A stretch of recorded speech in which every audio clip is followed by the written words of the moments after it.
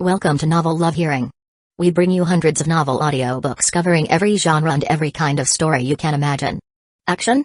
We've got it. Adventure? Absolutely. Horror? Of course. Whether it's the legendary Uchiha massacre or outrageous tales like stealing Naruto's and Sasuke's women, you'll find it here. From epic series like One Piece, Bleach, Fairy Tail, and Hunter x Hunter, to countless other adventures, our library has it all. Love novels but don't have time to read? No worries, just plug in your earbuds, sit back, and let the story take over. Good listening, and happy hearing. With a smirk, Maya glanced at the Uzumaki clan leader, whose expression had darkened noticeably. Raising her right arm high, she clenched her fist and let out a roaring cry. Lord Kyosuke is courageous and invincible. Long live the Uchiha. Lord Kyosuke is courageous and invincible. Long live the Uchiha. Lord Kyosuke is courageous and invincible. Long live the Uchiha. Lord Kyosuke is courageous and invincible. Long live the Uchiha. The unified, fervent chants echoed through the air, leaving the citizens of the land of whirlpools profoundly shaken. To these civilians, struggling to survive in a harsh shinobi world, such overwhelming unity was both foreign and awe-inspiring. Though the words seemed exaggerated, the raw, genuine emotion behind them could not be ignored. What kind of charisma did this man named Kyosuke possess, to command the unwavering loyalty of such prideful and unyielding shinobi? Perhaps it wouldn't be so bad for Princess Mido to marry him. Someone couldn't help but murmur. But no sooner had the words been spoken than a harsh rebuke came from nearby. Nonsense. That man has killed so many of our people. If she marries him, she will no longer be worthy of being our princess. Exactly. We must never forget the rivers of blood he's caused. One day, we'll make the Uchiha pay for their crimes. As the crowd's anger began to rise, Uzumaki Ashina stood silent for a moment, his teeth clenched as he made a firm decision. Even if it meant canceling the marriage, he wouldn't let that young brat have his way. Hey, did I just hear someone say they'd make us pay? A voice as cold as the devil's whisper echoed ominously, reverberating in everyone's ears. The sheer killing intent contained in those words caused the residents of the land of whirlpools to shudder collectively. Before they could react, a sword crackling with lightning suddenly struck violently into the spiral emblem, symbolizing the pride and honor of the land of whirlpools. Kyosuke Uchiha. Uzumaki Ashina's voice trembled with fury, almost laughing out of sheer disbelief. The audacity of this boy's actions was shocking, as though he held no respect for Uzumaki Ashina whatsoever. Did he truly believe that with his small force, he could threaten the entire land of whirlpools? What a joke. Despite his seething rage, Ashina dared not openly break ties with the Uchiha. As the saying goes, circumstances change with time. At present, the Senju were weakened, and even the Hyuga were enough to keep them preoccupied. They likely lacked the strength to intervene in any Uchiha invasion. If he pushed the Uchiha too far and provoked them into attacking the land of whirlpools, the Uzumaki clan would have no choice but to defend themselves alone. Frankly speaking, Uzumaki Ashina was a powerful individual with unparalleled expertise in sealing techniques throughout history. However, due to his cautious nature, his achievements were ultimately limited. If it were someone like Madara Uchiha or Kyosuke, and someone dared to act arrogantly on their territory, they would ensure the intruder paid the ultimate price, even if it meant sacrificing their own lives. Was there a disparity in strength? Then perfect? Killing the arrogant one would instantly close that gap. If you can turn respect by standing tall, yet refuse to bow your head or grovel for survival, and are unwilling to endure being trampled upon. In the end, destruction is the only path that awaits. Faced with such a person, even the Senju were unwilling to offer help. Uzumaki Ashina's character was nothing but cowardice. So, when confronted with Kyosuke's humiliating provocation, he still tried to reason with him, speaking of irrelevant ideals. Kyosuke Uchiha, can your actions be considered a direct provocation against the land of whirlpools? The implication was clear: if you're going to do this, don't even think about marrying my daughter. You. Kyosuke shook his head and smiled bitterly. In the next moment, he appeared beside the Kusanagi sword, embedded in the Uzumaki emblem. The sound of crackling lightning filled the air as the towering platform, symbolizing the land of whirlpools' pride, collapsed beneath the roar of thunder. I will say this one last time, hand over Mido immediately, or today, the land of whirlpools will flow with blood. As if to echo his words, the Uchiha ninjas swiftly activated their Sharingan and shouted in unison. Blood will flow like a river. The killing intent from these words was so intense that no one could doubt their resolve. If they refused to hand over Mido, the Uchiha would truly be ready to bring down a massacre upon a land of whirlpools. Do you not fear these people dying for you? Uzumaki Ashina's voice was laced with threat.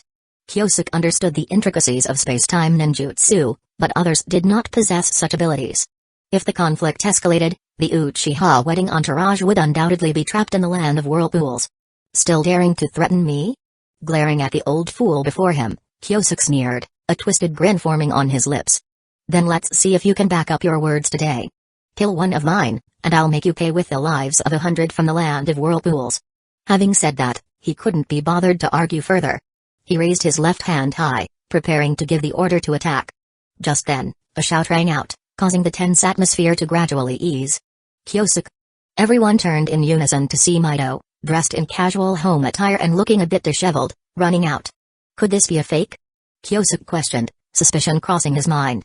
Seeing his conflicted expression, Mito rolled her eyes in annoyance. I'm the real Mito, alright? Well then, let's test the secret code. Kyosuke coughed lightly and suddenly spoke in a serious tone. The lofty mountains rise, a timeless sight, a landscape of beauty, day and night.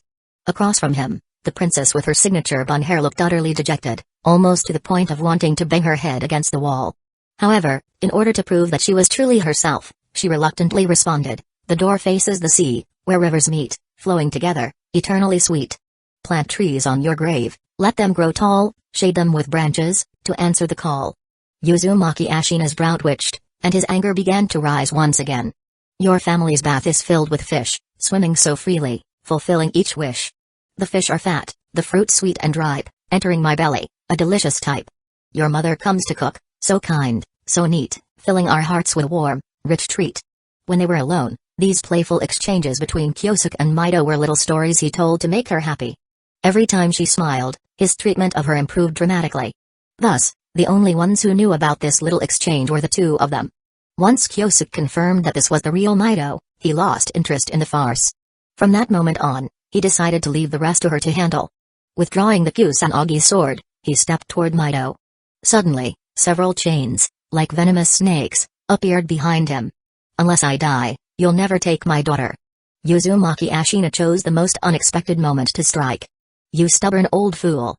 Kyosuke didn't even flinch, too lazy to pay attention to the attacks coming from behind. Because in front of him, Mito had already activated her strength of 100 seal, intercepting all of Ashina's chains in midair. Stop it, father. Chapter 144, The Wedding Ceremony. She dared to lay a hand on me. Uzumaki Ashina was stunned, finally understanding what the phrase a daughter is no longer a daughter when she grows up truly means. It wasn't just him.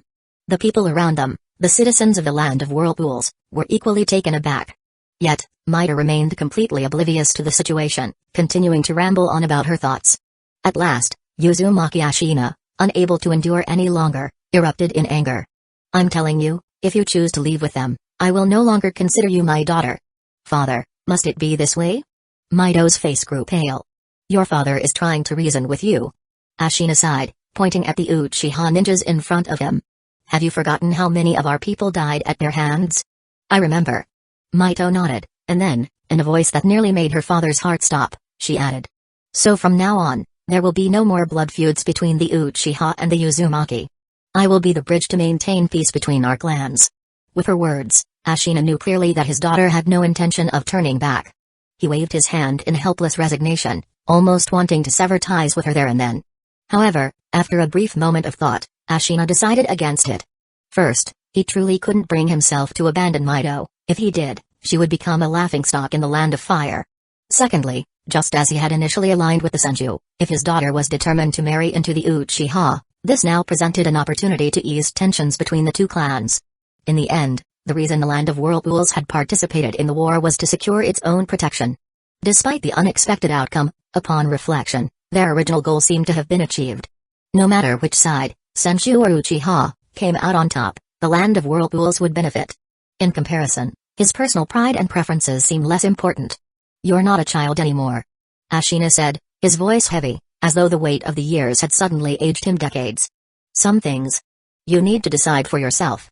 These words, though spoken with great inner conflict, were his unspoken approval of Mito's marriage to Kyosuke.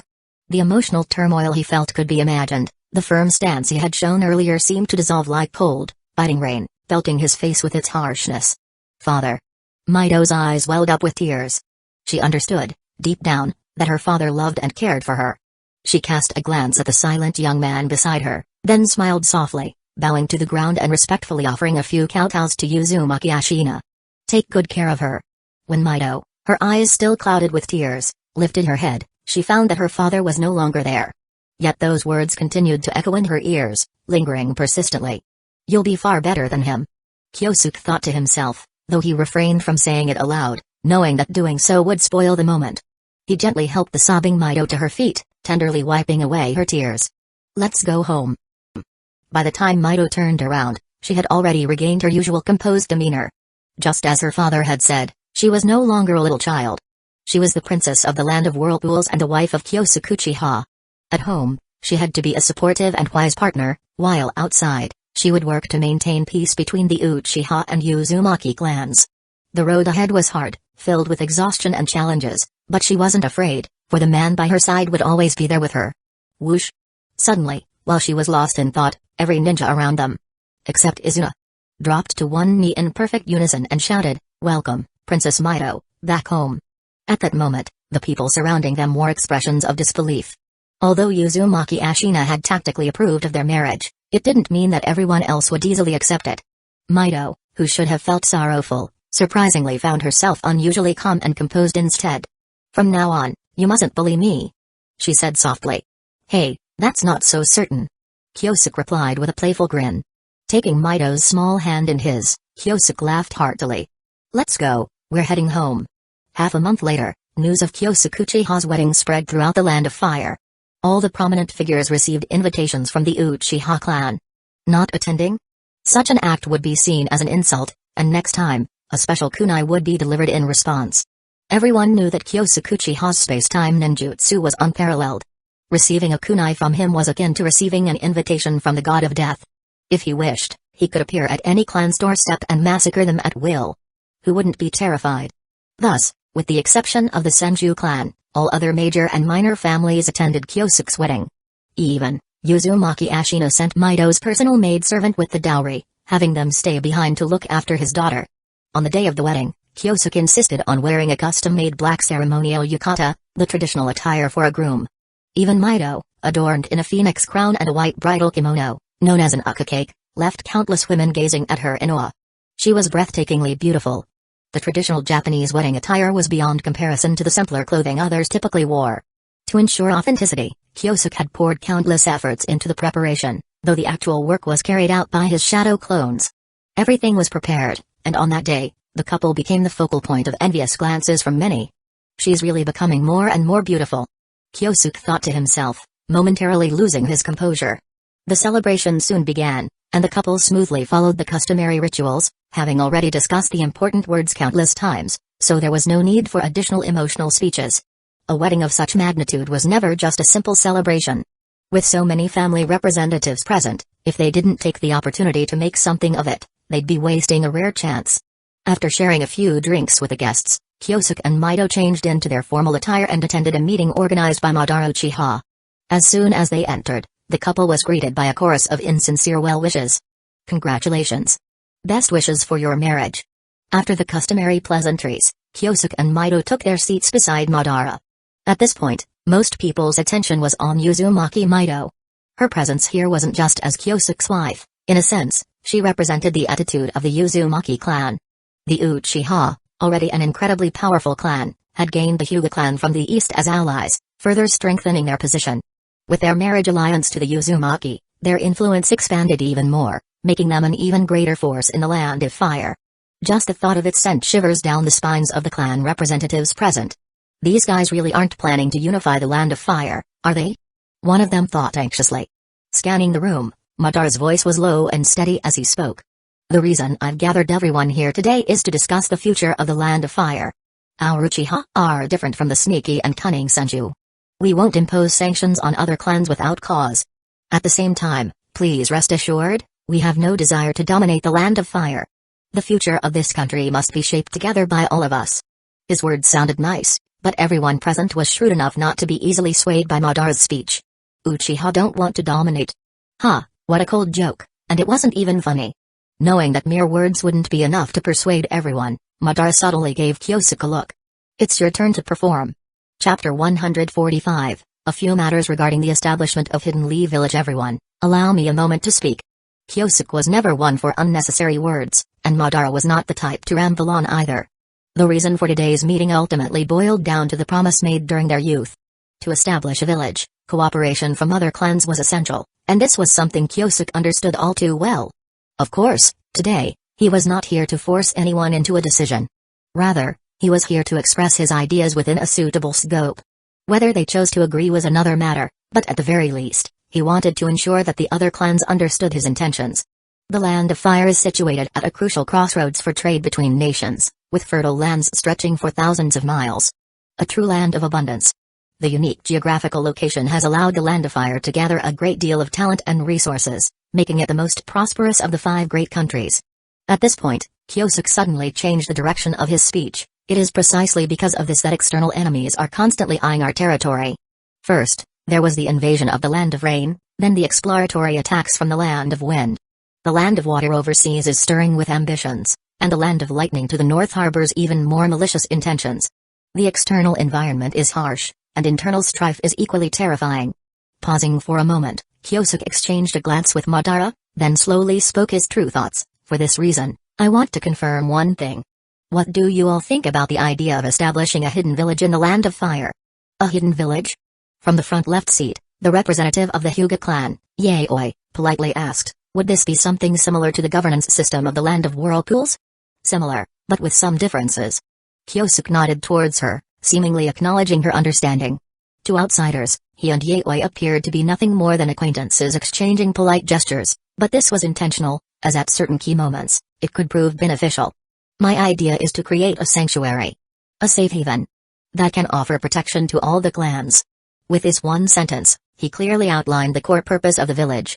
Let alone the smaller clans, even the mighty Uchiha clan is constantly facing terrifying external threats. Children as young as 6 or 7 are forced to step onto the battlefield, and within the clan, living to the age of 40 is considered a long life. Everyone, this is not how it should be. The shinobi world should not be like this. By uniting the strength of all clans to establish a hidden village in the Land of Fire, children can enjoy a happy life, and the elderly can spend their twilight years in peace. Perhaps this is the true goal we should strive for. Next, Kyosuke continued to elaborate on many of his ideas. For example, establishing a ninja school where children from all clans could learn both knowledge and ninjutsu. This idea particularly piqued the interest of the smaller clans present. He also suggested improving medical ninja techniques, and even demonstrated the use of the mystical palm technique on the spot. This was met with unanimous approval from those present. Additionally, he proposed creating a security force for the hidden village to prevent crime among civilians and provide ordinary people with a peaceful and harmonious environment. Such an approach could effectively promote the village's economic development. By the time the conversation reached this point, the Uchiha clan had already expressed their stance. Now, the reactions of the others would be of utmost importance. After a moment of silence, the representative of the Sarutobi clan suddenly spoke up, asking. The idea is excellent, but there are many issues to consider. How will the various clans eliminate their mutual grudges? And what about the distribution of power? In fact, Kyosuke had the ability to answer each of these concerns in detail. However, as he had said before, today was simply a chance to share his thoughts, and the actual establishment of Hidden Leaf Village was still a long way off. Without the terrifying power, how could one intimidate the other clans? The prerequisite for establishing Hidden Leaf Village was that the battle between the Uchiha and the Senju had to be settled first. Laughing and changing the subject, Kyosuke and the others began discussing other matters, as if the idea of creating a hidden village was just a casual remark.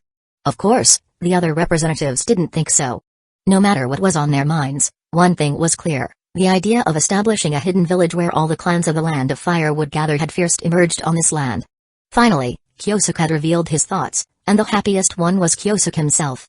Or perhaps it was Madara Uchiha, sitting high on his platform? No, neither of them. The most excited person was Senju Hashirama, far away in the Senju clan. That afternoon, the words of Kyosuke Uchiha reached his ears. I knew it. I knew it. Hashirama was as excited as someone suffering from spasms. Brother. Obirama's forehead veins bulged. He couldn't stand his older brother's naive thoughts. Rather than having such idle thoughts, why not pay more attention to the unusual movements within the clan?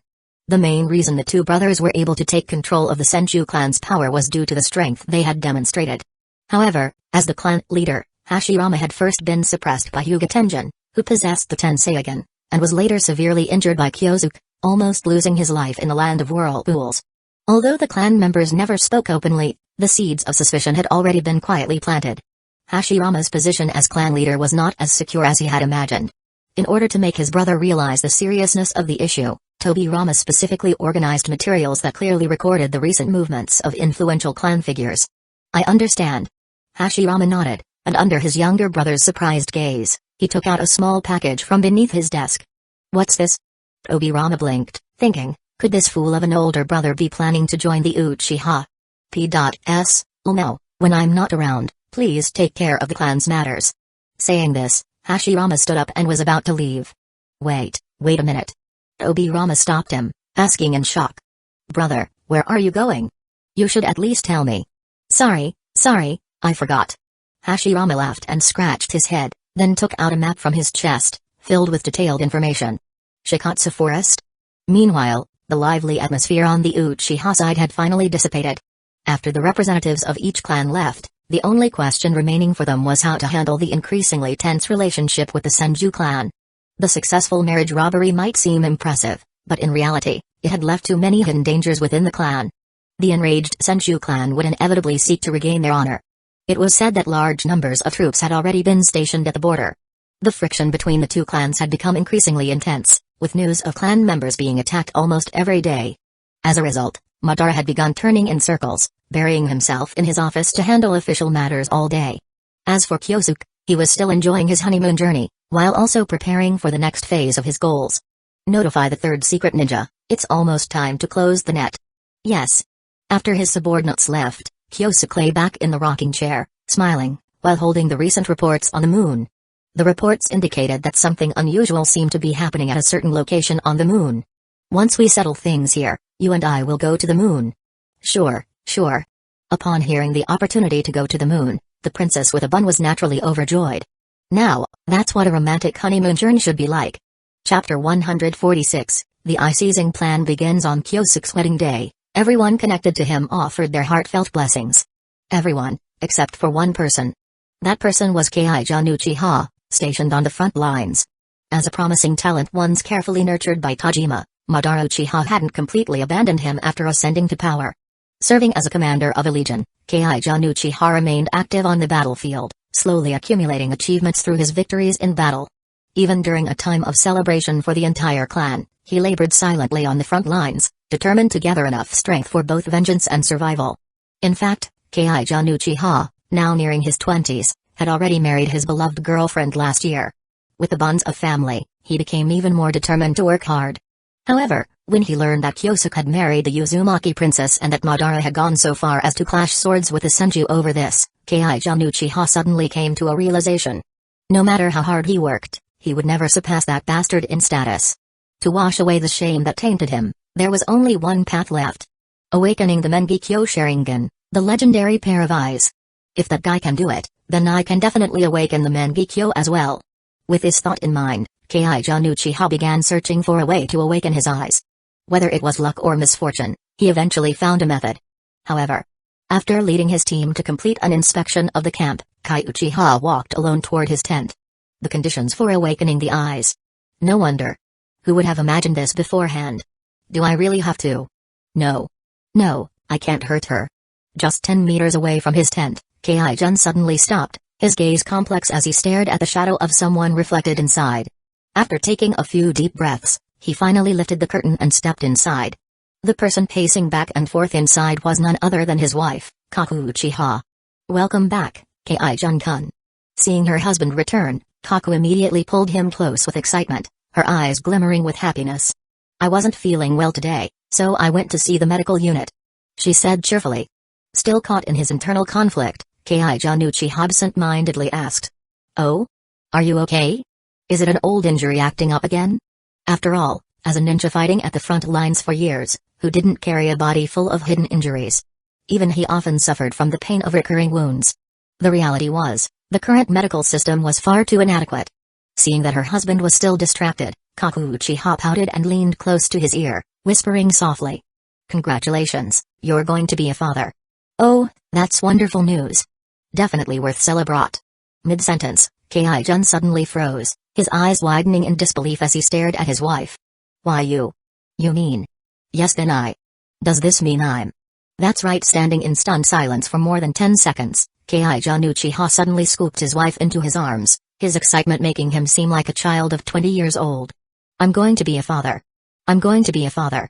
Spinning her around a few times in joy, he gently set her down and carefully rested his head against her stomach. And then, he heard nothing. Silly, it's still too early. How could you possibly hear anything right now? Kaku Uchiha reached out and poked his forehead with her finger. From that point on, the two put their official duties aside and began discussing everything from pregnancy care to how they should raise their child after it was born.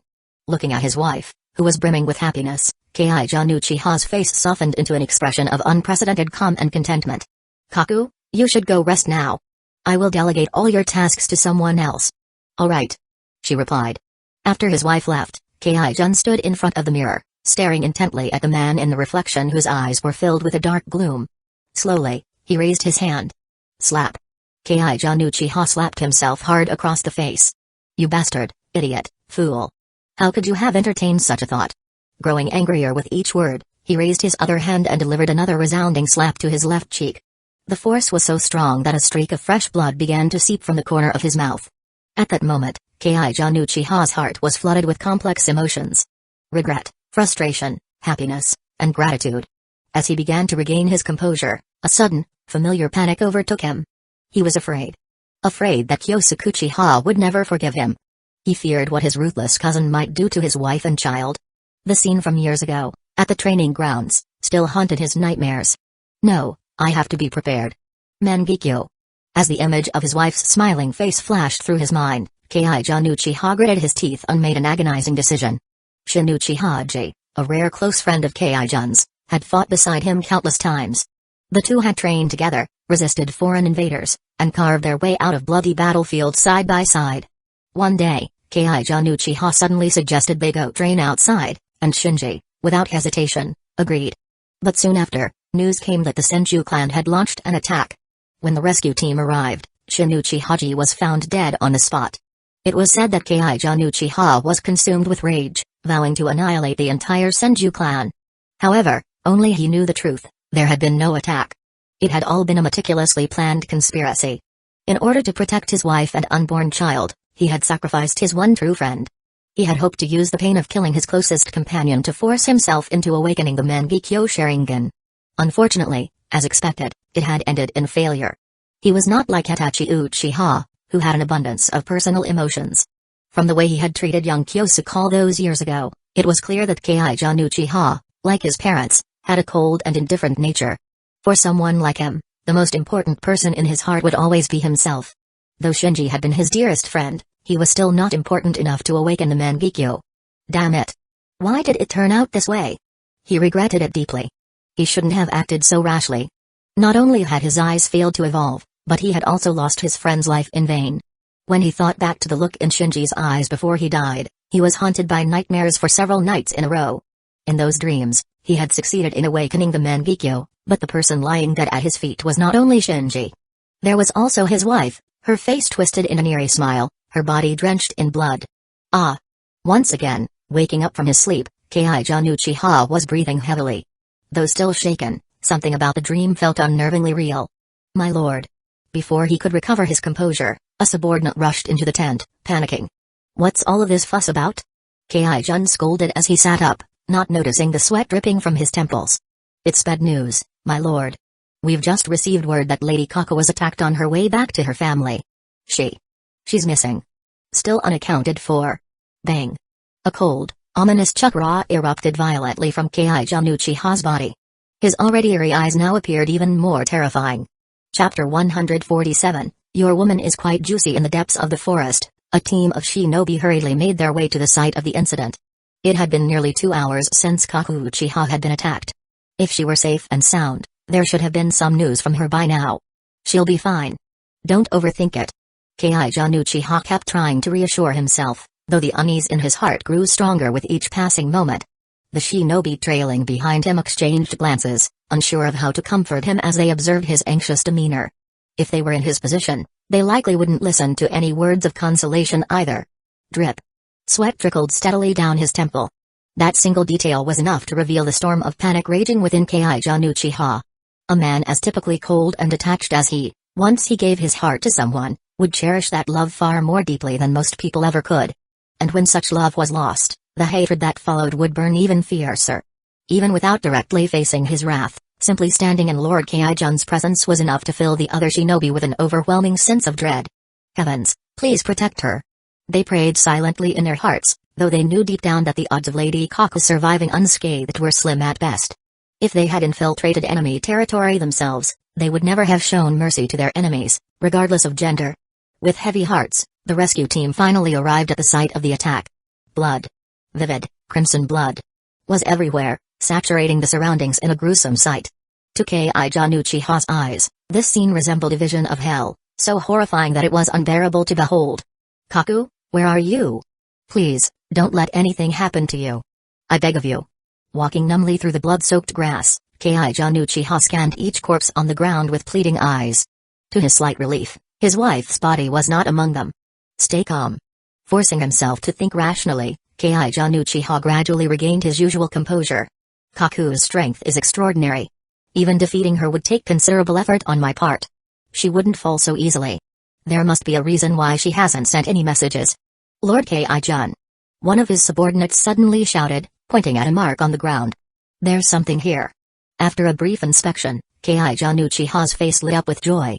The marks on the ground were part of a secret code that only he and his wife understood. She's alive. Uchiha, who had regained his composure, immediately set off in the direction indicated by the markings. From the traces on the ground, it was clear that the situation had been quite urgent at the time, indicating that his wife was currently being pursued by the enemy. Damn it. If only I had noticed earlier. Sizzle. Lightning chakra coursed over his body. Desperate and anxious, Kaijun Uchiha resorted to chakra stimulation techniques to forcefully increase his speed. Lord Kaijun. His subordinates tried to stop him, but how could he possibly heed their words now? Within mere moments, Kaijun Uchiha's figure vanished from their sight. No matter how much effort they put into chasing him, his subordinates simply couldn't keep up with their commander. Sigh, forget it. Let's follow the trail he left behind. One of them suggested. Indeed. By the way, Lord Kaijun's progress is astonishingly fast. Another remarked. Of course. Don't forget, he's the cousin of that person. SHH. Don't speak of such things carelessly, or you'll be punished. Relax, relax. As long as none of us mention it, Lord Kaijun will never know.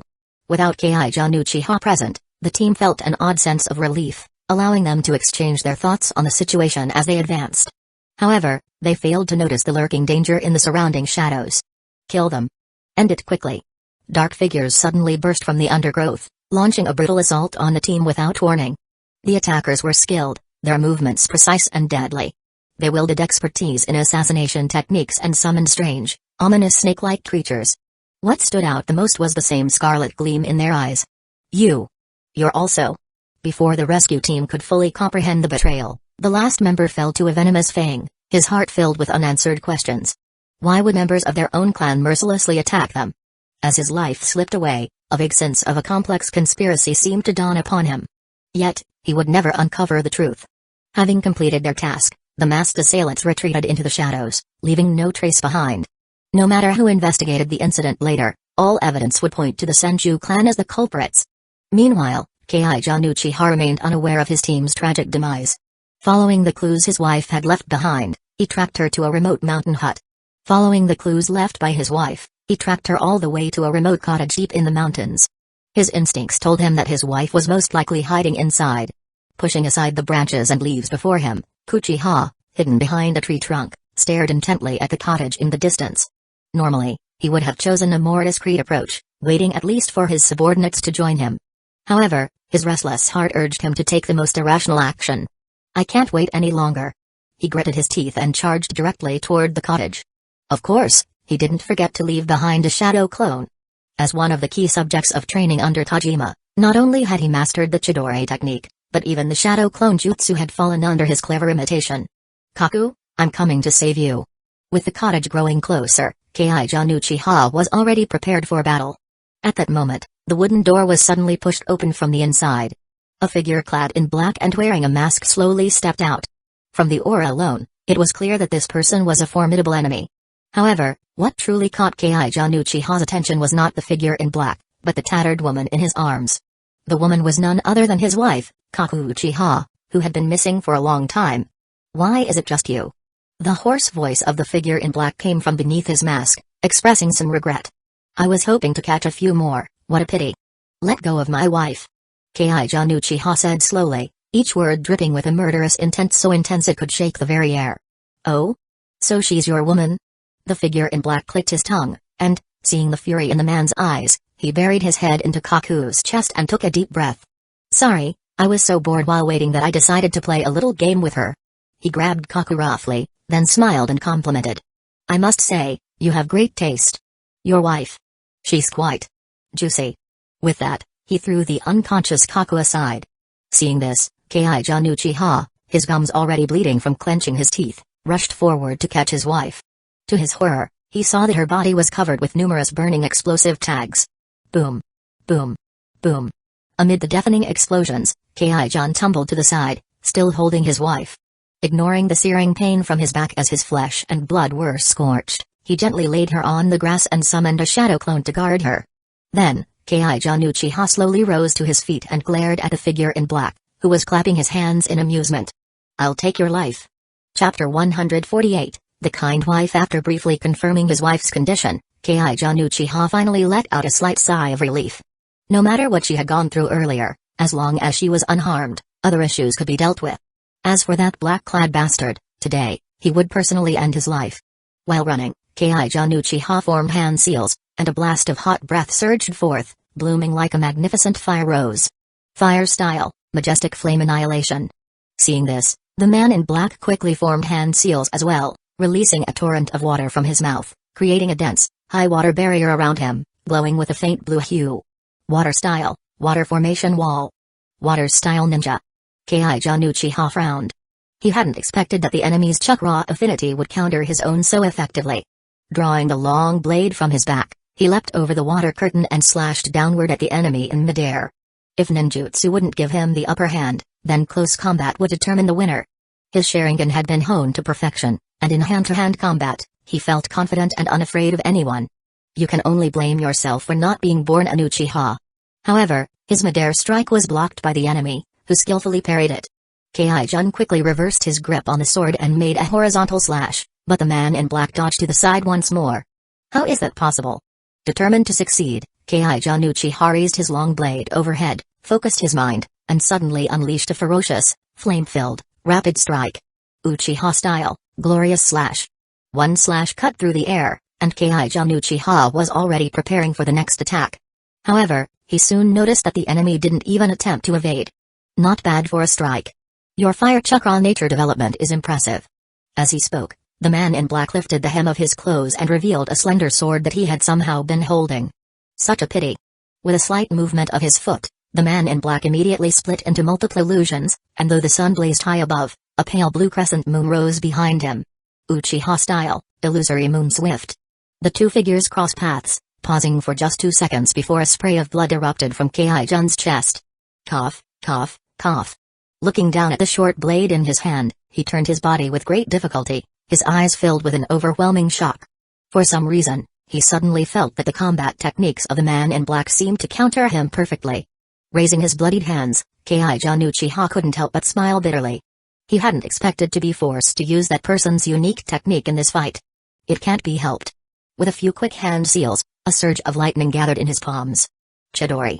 The violent lightning chakra rapidly stimulated the cells in Kaijan Uchiha's body, boosting his physical abilities and significantly enhancing his speed. Chidori, with its high electrical damage, required a certain distance of sprinting to land an effective physical blow. Not bad. The man in black said with a wave of his hand, as if completely unconcerned. Come on, give me your best shot. This person seems to know me very well. Kaijan Uchiha furrowed his brow, a growing sense of determination forming in his heart. Boom. With a crash, the ground beneath his feet shattered, and his figure turned into a streak of light, speeding directly toward the enemy. Seeing the force of his attack, the man in black took up a defensive stance, ready to counter Kaijan's Chidori. Just then, the lightning in Kaijan's hand suddenly exploded, and a deadly bolt of lightning shot from his fingertips, piercing the enemy's chest in an instant. With a cry of pain, the man in black coughed up blood. Under the influence of the lightning chakra, he could barely lift his arm. Ha ha ha, now you see my strength, don't you? No one can underestimate me, Kaijun Uchiha. As he spoke, he did not forget to continue channeling more chakra into his attack. This black-clad bastard had dared to harm his wife, and how could he let him die comfortably? Does it hurt? It should. Listening to the agonizing screams in his ears, it felt as though he was savoring the most beautiful music in the world. But as he listened, Kaijun Uchiha suddenly sensed that something was off. The voice of the black-clad man. It sounded strangely like bang. Before he could confirm his suspicions, the wife lying unconscious in the distance suddenly vanished with a puff of smoke. A shadow clone? Then, what happened to her? Uncertain of what had crossed his mind, Kaijun Uchiha's body suddenly trembled, and his face was filled with an expression of horror, as if he were witnessing the end of the world. He stiffly turned his head to look at the black-clad man, who was slowly collapsing onto the ground. Step. Step. Step. The 5-meter distance took him more than 10 seconds to cover.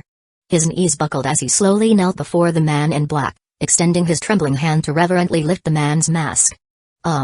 His throat made a sound as though something foreign was lodged in it. The man's eyes were blank, his face devoid of color.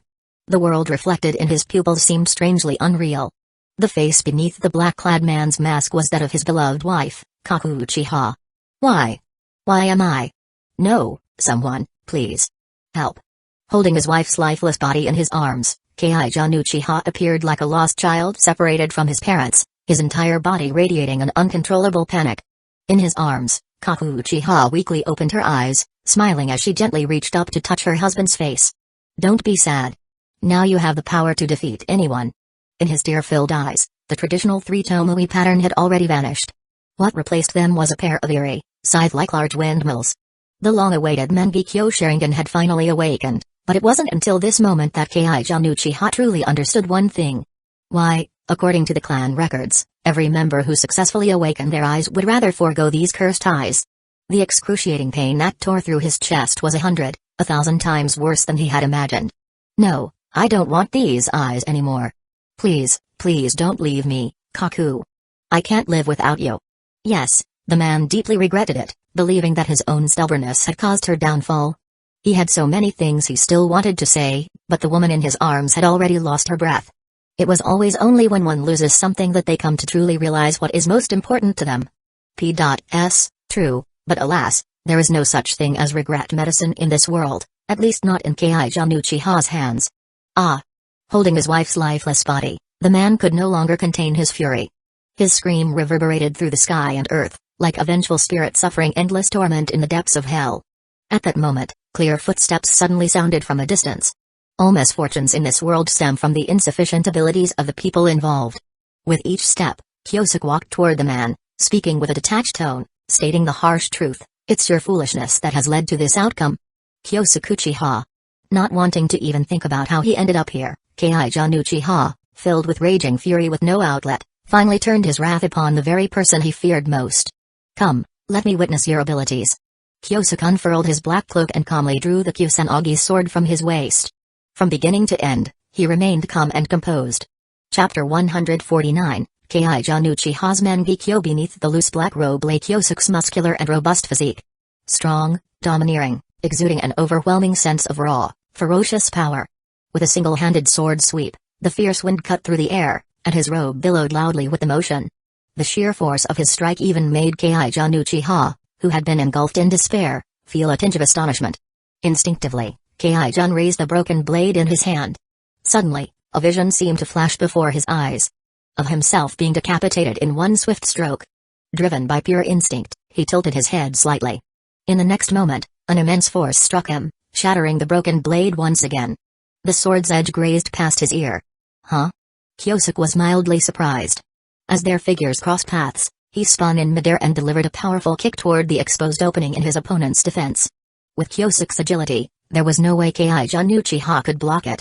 And yet, Kaijun had already crossed his arms, bracing in advance to defend. A dull thud resounded.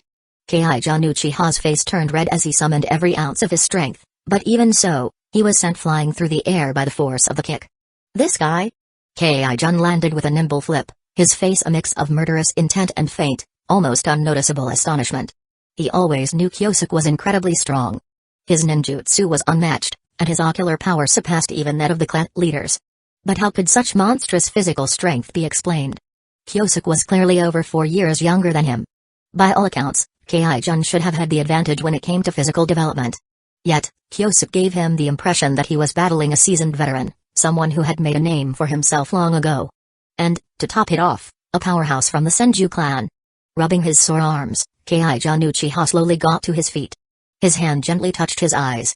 So this is the power of the Mangekyo Sharingan. He muttered, gradually beginning to comprehend the abilities of his eyes. On the other side, Kyosuke was observing Kai-jun with mild curiosity. Fixating on the scythe-like pattern in Kai-jun's eyes, Kyosuke wondered what kind of ocular power his cousin had awakened. It's been a while since I've felt such anticipation. Don't let me down. As he spoke, the Chidori spread across the blade, lightning crackling in bursts. In the blink of an eye, he was already in front of his opponent, striking out with a dazzling blade of thunder. Uchiha style, sword leap thunderclap.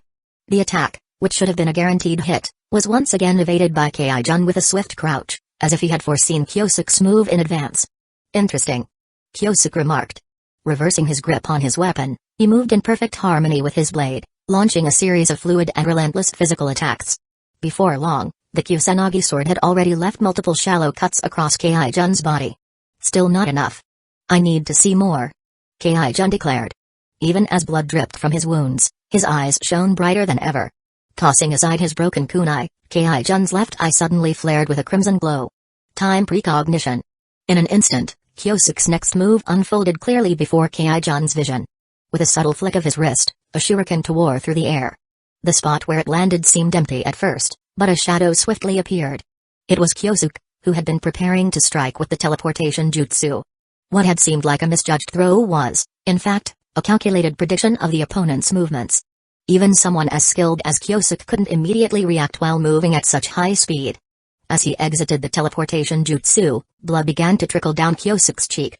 Upon seeing this, Kai-jun Uchiha clenched his fist tightly, a trace of frustration flashing through his eyes. He still had not fully mastered his ocular jutsu. If he had, that strike just now would have pierced through his opponent's throat. It doesn't matter. There's still a chance. Just as he prepared to activate his dojutsu again, a scene unfolded before his eyes that left him utterly stunned. The wound on Kyosuke's face healed at a speed visible to the naked eye. As the last wisp of smoke dissipated, the scars on his cheeks had completely vanished without a trace. This was the self-healing ability granted by the intermediate sage body.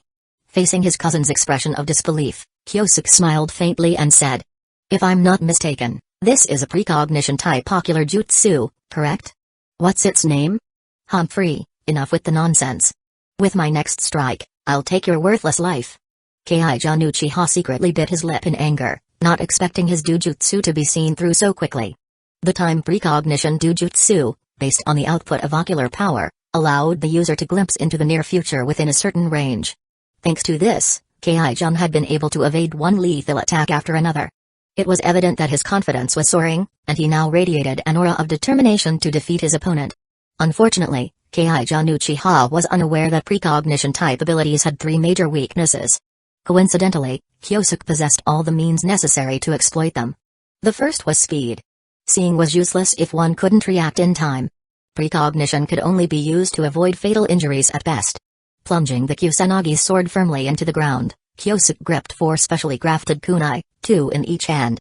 The moment the projectiles left his grasp, his figure began to flicker wildly. From a distance, he appeared as a streak of black light, spinning through the air, launching attacks from angles that defied imagination. Barely evading the chidori aimed at his neck, Kai-jun had no time to adjust his stance before Kyosuke materialized behind him the very next moment. "Can't keep up, can you?" A sharp hand strike swept across, carving a deep wound into Kai-jun Uchiha's abdomen. As Kyosuke had anticipated, against super speed attacks, precognition could only ensure that the user wouldn't be instantly killed. Clutching the bleeding wound, Kai-jun Uchiha leapt backward, retreating from the area marked by the flying thunder god kunai. His right eye gleamed faintly, but he quickly let out a disappointed sigh. Physical attacks are ineffective, huh? Reaching into his ninja pouch for more weapons, Kai-jun Uchiha resolved not to let the flying thunder god kunai near him again. To his surprise, however, Kyosuke showed no intention of continuing his aggressive assault. Speed beyond your ability to predict, and a number of attacks you can't dodge. As he spoke, Kyosuke began forming a series of hand seals at lightning speed, leaving Kai-jun no time to intervene. In Kai-jun's stunned gaze, a massive surge of water erupted from the ground, forming a violent storm that engulfed the entire sky. Water-style, 100 water dragon fangs. Over 100 spiraling torrents, each rivaling a water dragon bullet in power, filled the space with no room to escape. The only options were to take the attack head-on or rely on space-time ninjutsu to escape. Unfortunately, Keiichun Uchiha possessed no talent in such techniques. He hadn't even mastered defensive ninjutsu. So, what use was foresight? It merely allowed him to clearly witness the scene of his own death. Boom. Boom. Boom. Terrifying explosions completely engulfed the enemy. Seeing this, Kyosuke shook his head with a hint of regret. So, this is his limit? If that's the case, then it's truly disappointing. With a faint sigh, Kyosuke's gaze unconsciously swept across the surroundings. It seems the plan is progressing smoothly.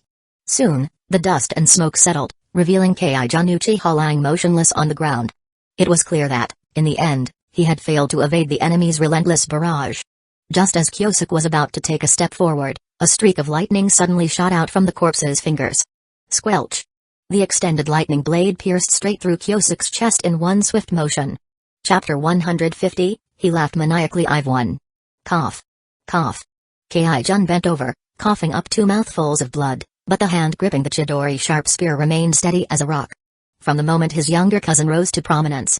No, from the day he awakened the Sharingan at the mere age of 7. Keiichun had lived in constant fear and anxiety. Over the years, Keiichun Uchiha had endured all sorts of attacks, such as humiliating words, sarcastic remarks, and outright verbal abuse. Some even dared to insult him to his face. Even in his dreams, he longed to escape such a miserable life and build a fortress that could shield him from all harm. Thus, when his Mangekyo Sharingan awakened, it granted him not only eyes that could glimpse into the future, but he also gained the ability to withstand any energy-based attacks. To be precise, Keiichun Uchiha could absorb energy-based attacks, store them, and then release them selectively. If not for his lack of proficiency during the first use, the 100 water dragon fang barrage just now wouldn't have left a scratch on him. I finally beat you. You're done for, Kyosuke. He laughed maniacally. But alas, his triumphant laughter didn't last long. As he got up, Keiichun suddenly realized that his attack didn't seem to have penetrated his opponent at all. Apologies, I didn't mean to interrupt your moment of joy. Kyosuke waved his hand and said apologetically. Feel free to ignore me. Let's wait until you're done laughing before we continue the fight. Opposite him, Keiichun's face darkened, unwilling to entertain Kyosuke's taunts any further. The Chidori sharp spear, which seemed to have landed a fatal blow, had actually stopped mere centimeters away from Kyosuke's heart. No matter how much force Keiichun exerted, he couldn't make it advance even a millimeter. It was as if the tip of his blade was separated from its target by an infinite, insurmountable galaxy. Not laughing anymore? Kyosuke's right eye gleamed, and the Chidori sharp spear, now charged with a massive amount of chakra, disintegrated like falling snowflakes. In the end, all that remained were faint electric sparks flickering at the tip of his fingertips. He absorbed my ninjutsu? No, this feels more like. It returned to its initial stage, without any form. In a daze, Keiichun began to grasp the nature of Kyosuke's ocular power. What a troublesome ability. At this moment, he suddenly heard Kyosuke's mocking voice. How strange, where did my sister-in-law's body go?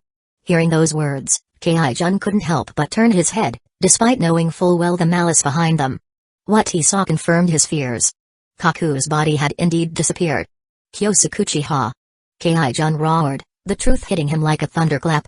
This was undoubtedly Kyosuke's doing. Even in death, his wife had become a tool for Kyosuke to torment him. No matter what, even if he had to die today, he would drag Kyosuke down to hell with him. The overwhelming hatred swelling in his chest caused Keiichun Uchiha's eyes to slowly undergo a new transformation.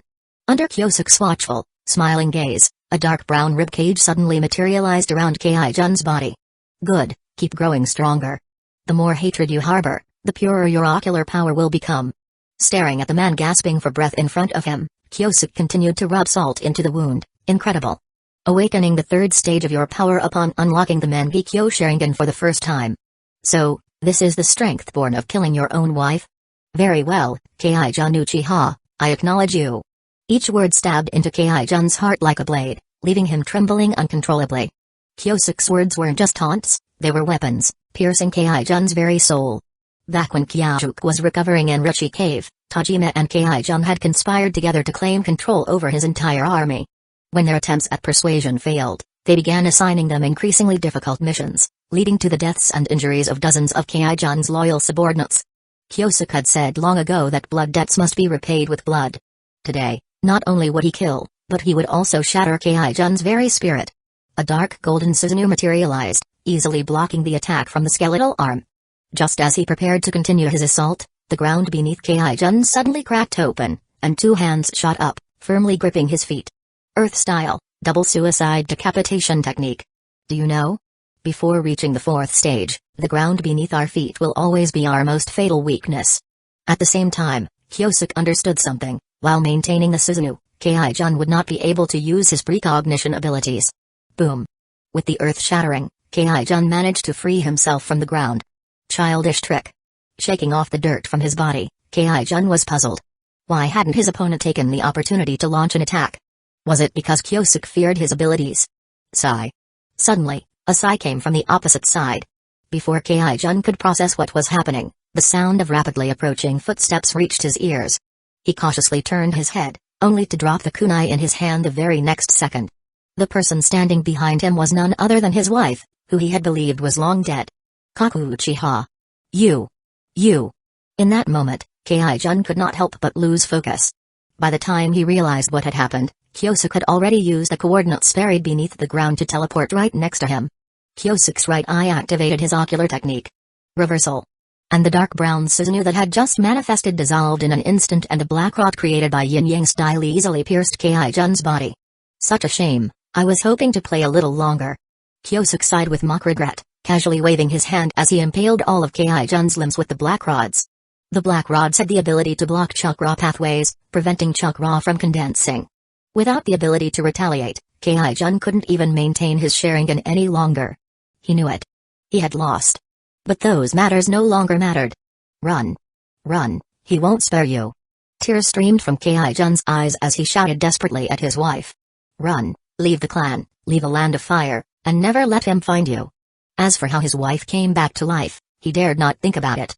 At that moment, he couldn't even bring himself to face the reality before him. That's not going to happen. Kaku Uchiha said, her eyes also wet with tears. But she didn't hesitate for a moment. Striding forward, she kneeled before Kyosuke and spoke in a steady voice. The third secret ninja reporting for duty. Get up. Kyosuke said, extending a hand to help her rise.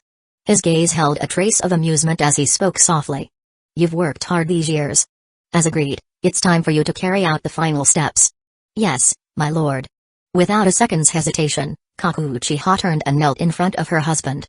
At this moment, her eyes were somewhat unfocused, beads of sweat gathering on her forehead. It was clear that she was struggling with intense inner turmoil. Yet, her hands remained steady, just as they had always been. Under Kai-jun's disbelieving gaze, she slowly and deliberately removed his eyes from his face. Taking the prepared container, she carefully stored the eyes and handed them over to Kyosuke. Ha ha ha ha ha. Behind them, Kai-jun's desperate laughter echoed. Finally, the tears in Kaku's eyes fell uncontrollably.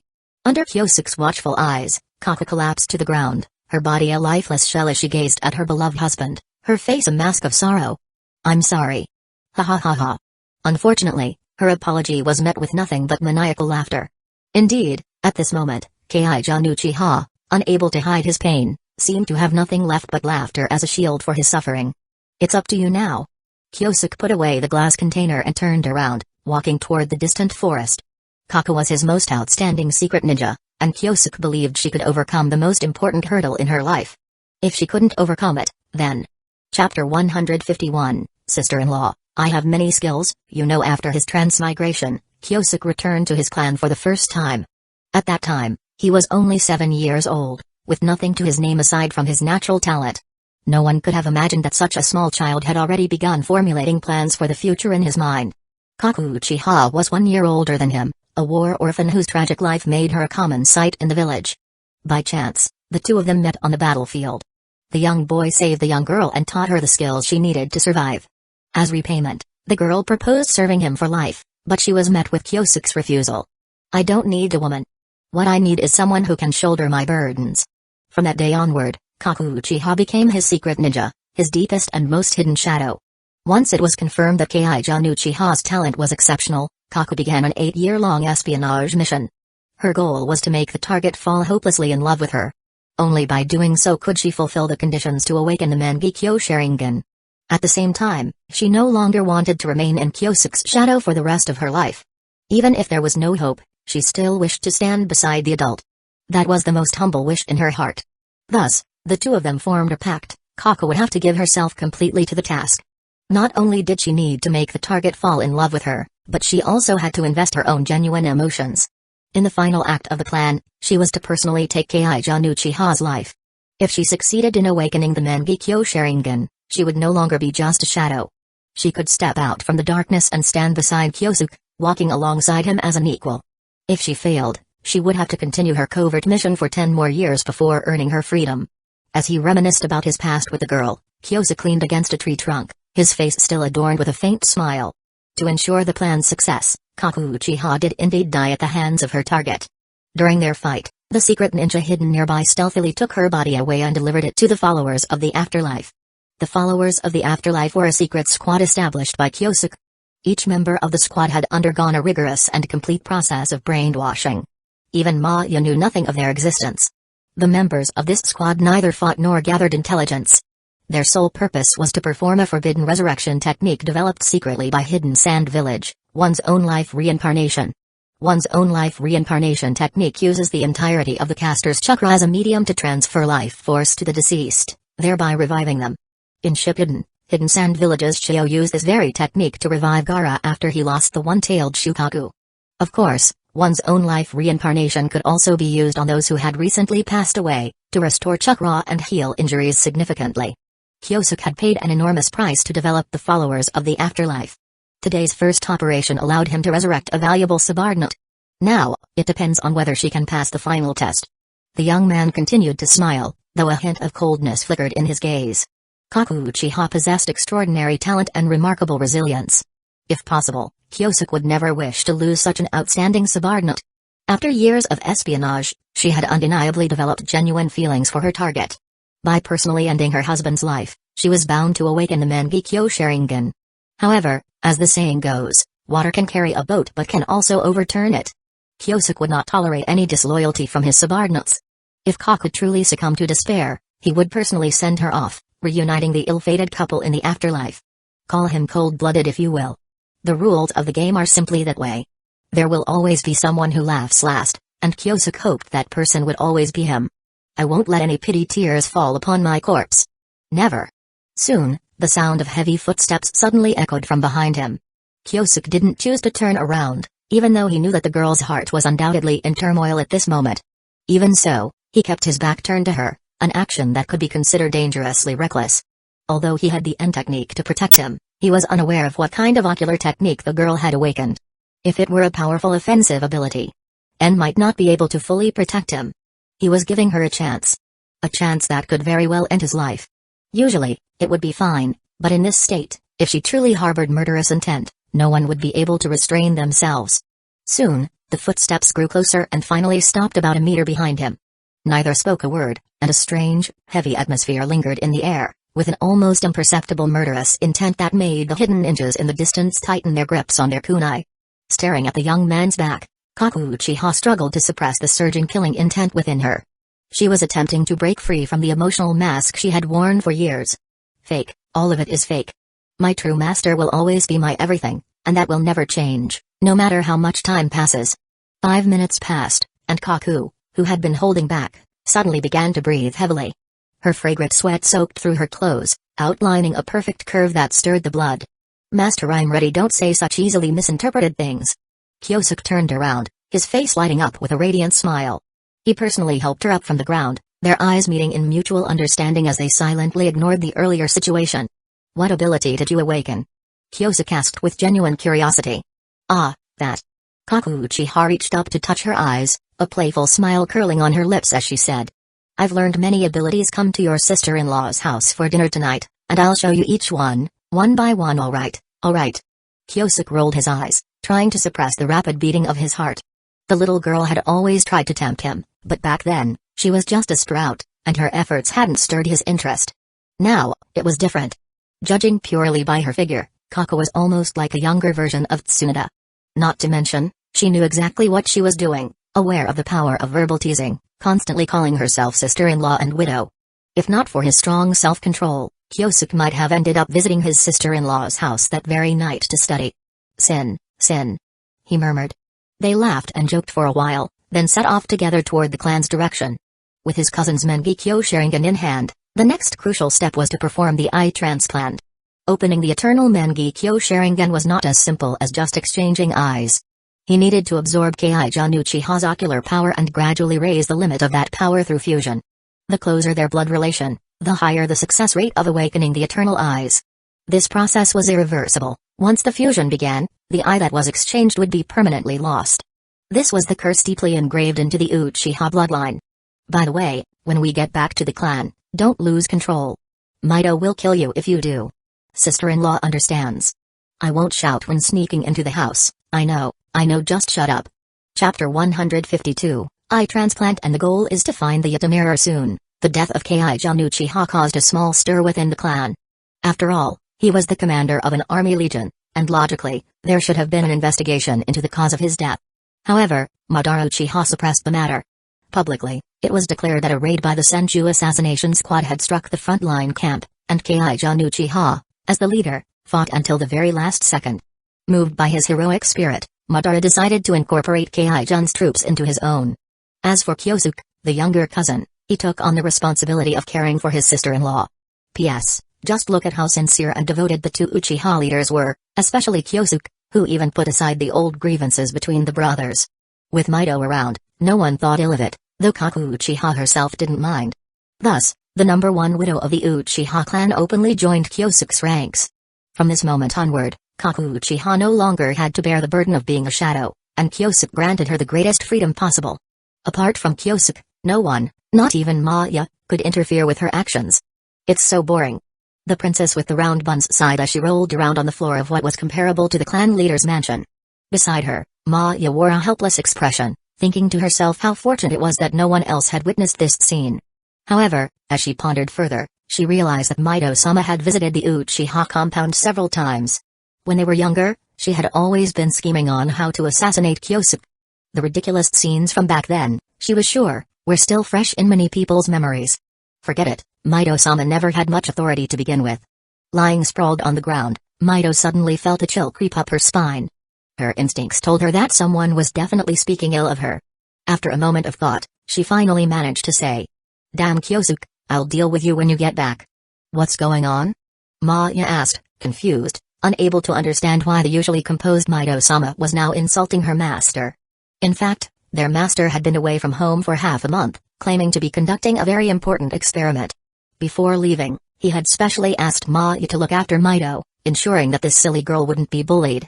Maya had then wondered, which idiotic person would dare bully Mito-sama? Hadn't they seen how the mighty Senju clan leader had almost been beaten into a state of helplessness by Kyosuke? But when Kaku Uchiha came to visit, Maya suddenly understood that the master's concern wasn't without reason. Thinking of this, Maya decided to mimic Mito's actions, rolling around on the floor a few times before lying down beside her. "Mito-sama, there's something I have to remind you about." "Go ahead, it's about that Kaku Uchiha." She had always felt that the relationship between Kaku and the master was far from simple, not just a brother-sister-in-law bond. The two women huddled together, gossiping endlessly, occasionally interrupted by Mito's gasps, and words like cheating. "Cut it off. And pull it out and tie it" could be heard. P.S. Aku. Kyosuke, who was lying leisurely under the sun with bandages covering his eyes, suddenly felt a chill run through him and had the sudden urge to pee. "Hey, why do people have to pee?" he muttered. Beside him, Shadow Clone number 2 yawned in boredom and replied irritably. "What are you acting all high and mighty for? If you want to pee, just do it yourself." Splash. Kyosuke, having finished his task, silently spoke as he looked at the oil painting on the cave wall. "Hot mama, I've already peed to the other side." "Idiot." Number 2 muttered, holding his nose, thinking about how foolish he had been. Grabbing the still blind original body, he pulled number 3, who was about to clean the oil painting, and with a swift use of the Flying Thunder God technique, they teleported to a beach several kilometers away. After all, the cave was no longer a place where one could live. Half a month ago, Kyosuke had secretly sought out Yaoi. Since it was his first time transplanting a Sharingan, it was safer to have a professional by his side. As for the two shadow clones, they had separated before the surgery, and with their presence, Kyosuke felt assured of complete safety. In hindsight, seeking Yaoi's help had been the right decision. Without her assistance, The process of absorbing the ocular power could have taken several times longer. Unlike now, where he didn't have to worry about anything and could just spend his days wandering around with his two shadow clones. During the surgery, Yatewei had mentioned that Hyuga Tenjin had been continuously investigating his information. What's he doing? Not only did he provoke the Senju, but now he wants to compare with the Uchiha and me? Kyosuke didn't pay much attention to it. In his view, Tenjin was completely out of his depth. Yes, the Tenseigan was powerful, but that eye ultimately wasn't his own. Just like Nagato wearing the Rinnegan, it was fine for enhancing his abilities, but he would never be able to use the core powers of its original owner. For example, the Silver Wheel Rebirth Explosion, or the Golden Wheel Rebirth Explosion that could destroy the moon in one strike. Relying solely on chakra mode to force one's way to Super Kage status might work against ordinary opponents, but when facing a true Super Kage, he'd probably not even know how he died. Kyosuke didn't need to lift a finger. Within a few years, Madara and Hashirama would possess power comparable to him own. Leaving the Hyuga clan leader aside, Kyosuke then inquired about Yatewei's recent activities. He was already well aware of her actions, including her elimination of Hyuga Kasuke. It wasn't something anyone else knew, but of course, he did. With the pure Byakugan and the chakra of the Otsutsuki, it can be said that Yatewei has met all the conditions required to awaken the Tenseigan. To this, Yatewei gave him an answer. The awakening wasn't an issue, but it would require a long period of waiting. The reason Otsutsuki Tonorai was able to grow so quickly is largely thanks to the massive Tenseigan vessel on the moon. Without it, one would have to nurture it with their chakra day and night, and the process would be similar to the awakening of the Rinnegan in the elderly Madara. No rush. What we have the most of is time. Kyosuke said with a reassuring smile. He left behind some advanced information and left with his shadow clones, disguised as bodyguards.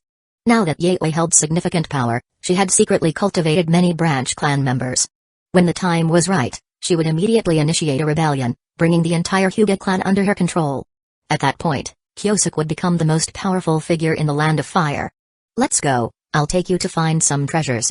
As a disabled person, are you planning to drag me somewhere to harvest my kidneys? Stop talking nonsense. Do you want the Yatamura or not? Shit, I would have forgotten about this if you hadn't mentioned it. While flipping through ancient texts, Kyosuke had accidentally come across the Yatamura's existence. It was the legendary artifact, later held by Itachi Uchiha, known for reflecting all physical and spiritual damage. He had initially planned to find it at some point, but as he got caught up in other matters, he had completely forgotten about it. Now that he had the opportunity, he decided to go and check it out with his two clones. With the Kusanagi sword in his right hand, the Yatamura in his left, and Sage Mode chakra in his body, Kyosuke couldn't help but feel a surge of excitement just thinking about it. Just before he set off for the Yatamura altar, Senju Hashirama had already found the entrance to the Shikatsu forest, according to the family records. Chapter 153, Sage Arts, not just a clap away. Hello? Is anyone there? Amidst a dense tropical jungle, Hashirama looked like a lone adventurer braving the wilderness. And without any protective gear, no less. If someone were to set up a camera to film him, he might very well have the potential to become the top influencer across the 5 great nations. P.S. According to the records preserved within his clan, he had found the entrance to the Shikatsu forest 3 days ago. His goal was straightforward. Locate the slug sage as quickly as possible and begin his training in the sage arts, Senjutsu. However, for 3 consecutive days, he found himself wandering in circles through this dense jungle. I'm going to die, I'm going to die. Hanging his head low, Hashirama shrugged, feeling as though he might spend the rest of his life here, all alone. At this point, let alone finding his target, he couldn't even figure out where the entrance was anymore. If it were someone else, they might have already unleashed wood-style, deep forest emergence to bulldoze their way through, forcing the slug sage to reveal itself. But Hashirama refrained from taking such an approach. He had a hunch. If he did act in such a manner, he might never be able to learn the senjutsu in his lifetime. P.S. Protagonist gut feeling, man, sometimes I really envy Kyosuke. He muttered, staring at the small river ahead. Spreading his arms wide, he plunged into the water with a splash. Since he couldn't find his target anyway, he decided to let the current take him wherever it flowed. He was exhausted. It was unclear how much time passed, but when Hashirama awoke from his deep, snoring slumber, he found himself in a vast canyon. Around him, there wasn't even a puddle of water, let alone the river he had just been in. Scratching his head in confusion, Hashirama rose to his feet. Suddenly, as though sensing something, he abruptly looked upward. Above the canyon's rocky surface, the walls were dotted with numerous small caves resembling honeycombs. Within these cavities dwelled countless blue and white creatures, each about a meter long. According to the records, these were likely all clones of the slug sage. As for why it had split into so many, Hashirama could not guess. Hello, honored slug sage, I am Senju Hashirama. Following the ancient contract my clan has with you, I have come here seeking to learn senjutsu, he declared. Plop. A chubby, white slug fell right in front of him. Welcome, clan leader Hashirama. After offering a simple greeting, the slug began slowly inching deeper into the canyon. Follow me. Though we are all part of the slug sage, the abilities of each segment vary significantly depending on size. The small slug explained. If you want to learn senjutsu, you must seek out the largest one among us. I see. Hashirama nodded, though curiosity got the better of him. He asked. When you say the largest, does that mean it isn't the slug sage's true body either? You mean the main body? The small slug turned around, tilting its head in thought before replying. Of course not. Although we are all part of the same being, each of us retains unique memories. I suspect the main body is deliberately keeping some kind of secret from us. The small slug added, sounding rather gossipy. As for where our main body is. Using its feelers, the small slug gestured toward the ground and, in a soft, childlike voice, it said. Everything you see here is actually part of the slug sage's true body. What? To put it simply, Shikatsu Forest is a birthmark on the slug sage's body. P.S. A birthmark? What on earth? After spending so much time with Kyosuke, Hashirama occasionally found himself blurting out some rather peculiar remarks every now and then. As the small slug marveled at the grandeur of its true body, it continued to lead the way deeper into the canyon. Before long, they arrived at its steepest recess, where an enormous slug, towering over 100 meters high, came into view. Hello. Hashirama hesitated. There is no need for excessive words. I already know why you're here. The small slug at his side shook its head, sighing as it remarked. Didn't I already tell you? We can share memories in real time. What an idiot. It refrained from saying the last part aloud. Memories that sync but still limit what each individual knows? What kind of species are you, exactly? Hashirama's inner monologue was becoming increasingly sarcastic. The towering slug, its massive form reaching the clouds, continued its explanation. Learning senjutsu carries great risk. A single mistake, and your body could dissolve entirely, turning into liquid. I've made up my mind. Hashirama smiled faintly, his calm and composed demeanor leaving the small slug slightly impressed. Maybe he's not as foolish as I thought. It mused, silently reconsidering its opinion. In truth, from the moment Hashirama had set foot in Shikatsu Forest, he had been under the watchful gaze of the slug sage.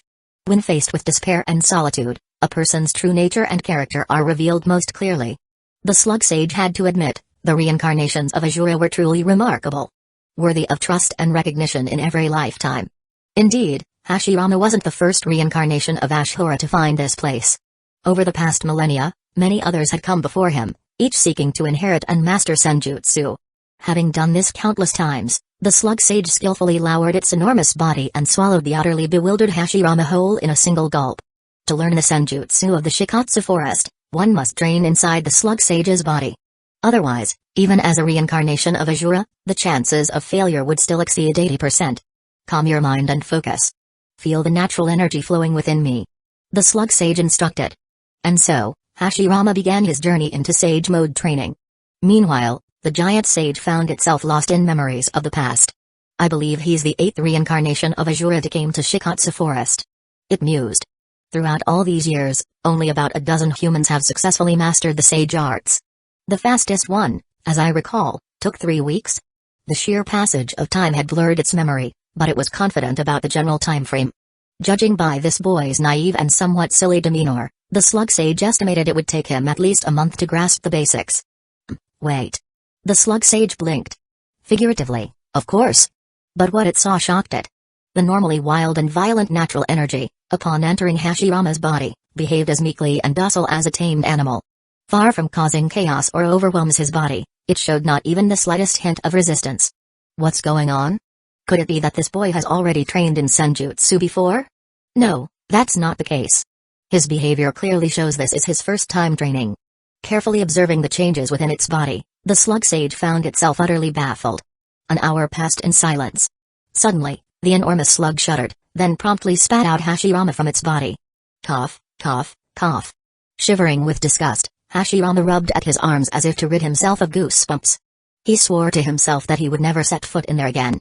Never again. At that moment, Hashirama's eyes bore strange markings, and his body brimmed with explosive power. That's right, in just 1 hour, Hashirama had successfully entered Sage mode. 3 weeks. The slug sage remained silent for a long time before finally giving an instruction. Disperse the Senjutsu chakra in your body and try gathering it again. Alright. Hashirama replied casually. The markings on his face gradually faded. During his second attempt, his speed should improve further. Clap. Hashirama clasped his hands together, recklessly absorbing the natural energy around him. In merely a second, he re-entered Sage mode. Unaware of the slug sage's horrified expression, Hashirama examined his body with satisfaction, delighted by the surge in strength. With this, I think I can finally hold my own against Kyosuke. But honestly, this isn't as hard as I thought.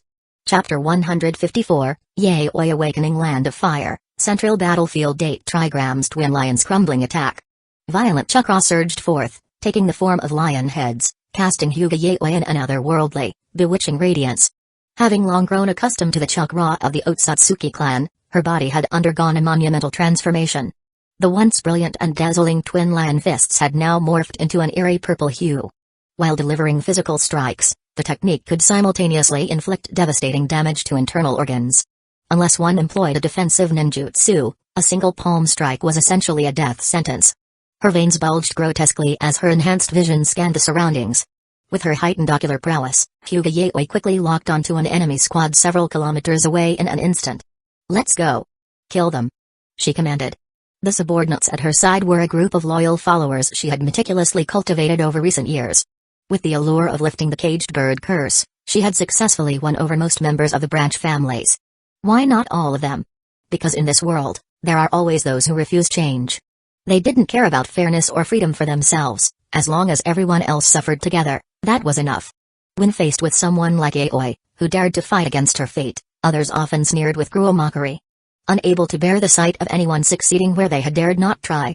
And when misfortune eventually struck them, they would only sigh in resignation, saying, "This is just fate." Knowing the nature of such people, Hyuga Yaoi had long abandoned any thoughts of persuading them. For her, a handful of willing and obedient subordinates were more than enough. It wasn't long before the enemy squad several kilometers away was annihilated. On this battlefield, Hyuga Yaoi's infamous reputation was enough to strike fear into her enemies' hearts. With Hashirama away for training, Senju Dobirama struggled to hold the clan together on his own. It wasn't that the Senju lacked powerful individuals, but internal discord plagued them. Many clan members were openly dissatisfied with their leader's decision to retreat in the face of battle. Instead of focusing on resisting the Hyuga clan's invasion, many high-ranking members of the Senju were more concerned about seizing the clan leader's position for themselves. Amidst such turmoil, Dobirama had no choice but to resort to guerrilla tactics, employing hit-and-run tactics to keep the enemy at bay. Hyuga Yaoi's primary mission was to locate Dobirama's whereabouts and personally send him to reunite with his father, Butsuma, in the afterlife. "I've found you." After searching for a long time, she finally locked on to the enemy's location once more. Unleashing a surge of chakra, Yaoi dashed toward the enemy commander's position with lightning speed. In the distance, Senju Dobirama abruptly opened his eyes and slowly lifted his fingers from the ground. The prey has taken the bait. Everyone, get ready. While the Hyuga planned to take him down, how could Dobirama, renowned as one of the most cunning minds in the ninja world, not understand the strategic importance of capturing a key enemy figure? Often, the line between hunter and prey was blurred, a single misstep could easily reverse their roles. "They're coming," Dobirama muttered, gazing into the distance. There, several figures were rapidly closing in on him. Clasping his hands together, a massive, swirling whirlpool of water erupted at his feet. Water-style, tornado of water. In an instant, a vortex of water, spinning like a cyclone, materialized out of thin air, spiraling skyward with incredible force. Then, with a swift change of hand seals, the water tornado expanded like a waterfall, crashing down upon the approaching enemy. The massive area of effect made the approaching Hyuga squad feel as if they were drowning in an endless ocean. "Spread out." Hyuga Yaoi barked at her subordinates, stopping them from rushing to her aid. Under their concerned gazes, she charged alone toward the massive tidal wave ahead. It was not that she wanted to play the hero, but rather that the throbbing in her eyes had gradually reached a critical point, and Yaoi needed an external force to push her further. As the massive wave threatened to engulf her, Yaoi's breathing became momentarily quicker. Such a powerful wave could instantly shatter her entire body, and the terrifying prospect of life and death caused every cell in her body to become unprecedentedly active. 8 trigrams palms revolving heaven. Without any hesitation, she resolutely chose to use revolving heaven to face the enemy's water-style jutsu. Boom. The mighty wave crashed down, instantly submerging her rapidly spinning form. Standing on the makeshift lake that had formed, Tobirama furrowed his brow in confusion, feeling as though things were too easy. Almost too effortless. At that moment, 8 trigrams vacuum wall palm. An invisible shockwave spread from beneath the water, creating a powerful upward current. Caught off guard, Tobirama was immediately struck, and his entire body exploded like water droplets. This was, in fact, a pre-prepared water clone. As for his real body, he had already ridden the waves, moving with extraordinary speed toward the distant enemy. Water style, surf strike. A water-based ninjutsu that utilized the water's surface to glide swiftly, perfect for combat in such a unique environment. At this moment, Tobirama was using water surf strike to close in on the enemy. "Didn't you want to hide?" he thought. "Alright, I'll deal with your subordinates first, then we'll see how long you can hide." Perhaps sensing his intention, a series of powerful palm winds struck from beneath the water. For a moment, Tobirama felt as though he were dancing in a minefield. Boom. Finally, he was unlucky enough to be hit by the 8 trigrams vacuum wall bomb, but the damage caused was far from enough to deter him from pressing on with his attack. At the crucial moment, Yaoi shot up from the lake like a rocket, her strange pale blue eyes gazing at the enemy without a hint of emotion. Thanks to the pressure from Tobirama, she had finally undergone the most basic transformation and awakened her own Tenseigan. As she felt the difference in her vision and the slow yet constant strengthening of her ocular power, Yaoi couldn't help but murmur to herself. So this is the world through the Tenseigan. The vitality, like that of a fetus, is what he called the fetal movement stage, isn't it? Lost in the joy of her newfound strength, Yaoi failed to notice that Tobirama wasn't in a good mood. These eyes. They're just like those of the Hyuga Tenjin. So the rumors were true. Hyuga is indeed connected to the so-called Hidden Moon Village clan. Recalling the destructive power displayed by Tenjin, Tobirama suddenly felt a sense of caution. What I need is to delay the progress of the war. Stalling and engaging with the enemy is the best strategy for now. Casually muttering to himself, Tobirama turned and, with a quick water teleportation jutsu, vanished without a trace. In reality, Yaoi was struggling to unleash her full power at this moment. To possess the same strength as Tenjin, her newly awakened Tenseigan required a long time to mature. Even if Tobirama had stayed, Yaoi was not interested in continuing the fight. With her goal achieved, the next matter at hand was how to deal with Hyuga Tenjin. That old man had been searching for ways to enhance his ocular power. Although the chances were slim, Yaoi, being naturally cautious, couldn't ignore the possibility. If he intended to take her eyes, she would need to have a corresponding strategy in place. In the end, it all came down to a lack of strength. If she had Kyosuke's power, she would have long since dealt with Hyuga Tenjin and taken control of the clan. Of course, that day would come sooner or later. For now, she still needed to wait for the right opportunity.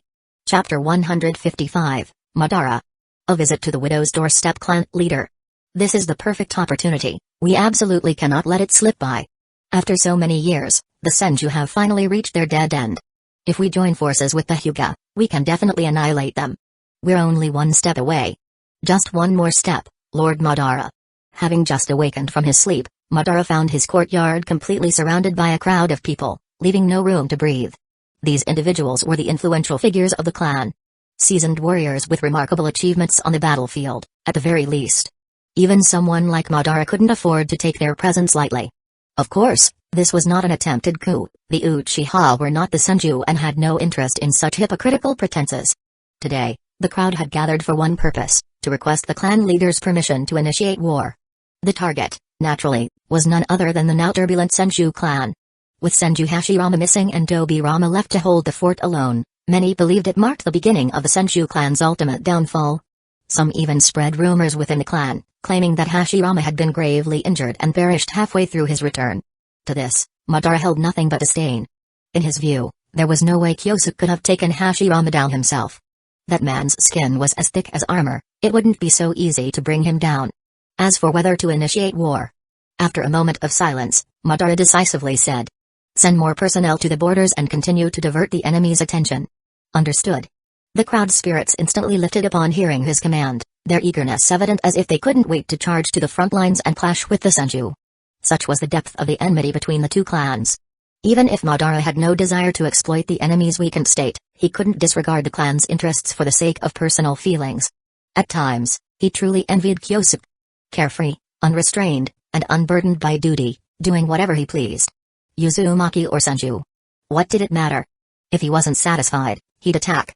If a disagreement arose, he'd think nothing of obliterating an entire village or wiping out a clan. Even high-ranking figures, like Commander Kaija Uchiha, had fallen to his blade. Cut down with a sword in hand, with Kyosuke shamelessly taking his widow into his household afterward. Madara couldn't help but wonder. Didn't that guy fear that Maito would turn on him? As he mulled over these thoughts, Madara soon found himself walking out of the courtyard and onto the street, only to spot Kyosuke's sister-in-law strolling leisurely ahead. It wouldn't have mattered if he hadn't looked, but upon noticing her, Madara immediately sensed that something was off. The soul-related ability granted by his awakened Mangekyo Sharingan endowed him with some unique capabilities. For example, he could manipulate his Susanoo to perform jutsu or discern hidden potential in a ninja by observing the quality of their soul. Through his eyes, Kyosuke's sister-in-law seemed like an entirely different person, her soul emanating a presence that was deeply familiar to him. Dark, icy, like a devil lurking in the abyss. This was the unique soul resonance of a Mangekyo Sharingan wielder. Impossible. Could there really be another person besides the three of us who have awakened the Mangekyo? After a brief moment of contemplation, he made up his mind and began to follow her. As he trailed her quietly, he cursed Kyosuke's recklessness. How could he bring someone into his home without knowing their background? What if something happens to Maito? Idiot. Watching the woman ahead, whose every movement exuded a strange allure, Madara didn't even need to guess. Kyosuke must have fallen for her charms. But Madara found it incomprehensible. This woman wasn't just Kyosuke's sister-in-law, she was also a widow whose husband had only recently passed away. What was so appealing about her? P.S. Well. Nothing. Then again, Madara also understood that Kyosuke didn't possess the ability to perceive souls. Being deceived by such a facade was only natural. Since he had uncovered the truth, he couldn't allow the situation to deteriorate further. The two of them, one leading and one following, soon arrived at a secluded alley. Kaku Uchiha, walking ahead, lightly touched the buildings on either side as she passed. Occasionally, she would crouch down to pick up a few stones, her carefree demeanor resembling that of an innocent girl without a care in the world. However, she was a widow whose husband had just died, for heaven's sake. This cheerful behavior only underscored how abnormal she was. Not wanting to waste more time, Madara appeared before her in a flash, blocking her path. Having the clan leader suddenly appear before you, fixing you with a cold, piercing gaze, would leave most people either shocked or uneasy. Yet Kaku Uchiha seemed entirely unperturbed, as if she had anticipated his actions. Well, if it isn't our esteemed clan leader, Kaku said, her eyes darting about mischievously. She suddenly clutched her chest, feigning fear as she spoke in a trembling voice. What are you doing, following a helpless woman and cornering her in such a desolate alley? I'll have you know, I'm your good brothers. She trailed off, a faint blush spreading across her cheeks. To anyone unaware of the situation, it might genuinely appear that she had some sort of intimate relationship with Kyosuke. That's between you and him. Madara replied, struggling to keep his composure. He was silent for a moment before finally remembering his purpose. Tell me. Why do you possess the Mangekyo Sharingan? Kaku's eyelids twitched slightly as realization dawned on her, understanding why the clan leader had been following her. All the while, she had been under the impression that she might become the victim of the infamous tyranny by a strong man. After all, she was a charming and spirited widow. Instead of answering his question directly, Kaku smirked cunningly and countered with her own query. I'm more curious. How did you come to know about this? From just a few exchanges, Madara could tell that words alone wouldn't sway this woman. If that was the case, there was no need for further dialogue. He'd get his answers through action. Madara had no intention of drawing his weapon. This woman was, after all, someone connected to Kyosuke. Until he understood the full situation, he wouldn't resort to extreme measures. Even so, his strength was far beyond what an ordinary opponent could withstand. In a flash, he appeared before Kaku, his speed so overwhelming that she instinctively activated her Mangekyo Sharingan. Raising her arm defensively, she braced herself. In the next instant, Madara's whip-like kick struck her arm with a resounding thud. With a muffled crash, Kaku was sent flying, slamming into a wall before rebounding onto the ground. My arm is broken, she thought, quickly diagnosing her injury with her extensive combat experience. Kaku hadn't expected the clan leader's strength to be this formidable. In a contest of pure taijutsu, she hadn't even lasted a single exchange. In truth, she knew that if she revealed her identity as a covert operative, it would be easy to gain Madara's trust. But Kaku couldn't resist the temptation to test herself. She wanted to know just how wide the gap was between her, with her newly awakened Mangekyo Sharingan, and the 3 legendary geniuses of the clan. Kyosuke was out of the question. Izuna was nowhere to be found. That left the clan leader, who had conveniently delivered himself to her doorstep. If taijutsu wasn't enough, then she would rely on a battle of the eyes. After all, her body wasn't something just anyone could touch so freely. Still not willing to confess, Madara shook his head, his tone tinged with mild disappointment. Looks like I'll have to take this a bit more seriously. Just as he prepared to strike again, something unexpected happened. His footing unexpectedly slipped, and he lost his balance in the middle of combat. Hey, you really are unlucky, aren't you? Kaku chuckled softly as she began her counterattack. Chapter 156, Kaku's rule-based dojutsu. The clan leader had already shown mercy, so it was impossible for Kaku Uchiha to draw her blade and strike immediately. Feeling the intense pain radiating from her left arm, she gritted her teeth and kicked hard toward Madara's chest. Humphrey. Madara, seemingly sensing something, sneered and casually raised his hand, easily intercepting the woman's attack. The disparity in their strength was painfully evident. The force of the recoil made Kaku's body falter, her movement almost imperceptible. In high-level combat, victory often hinged on fleeting opportunities.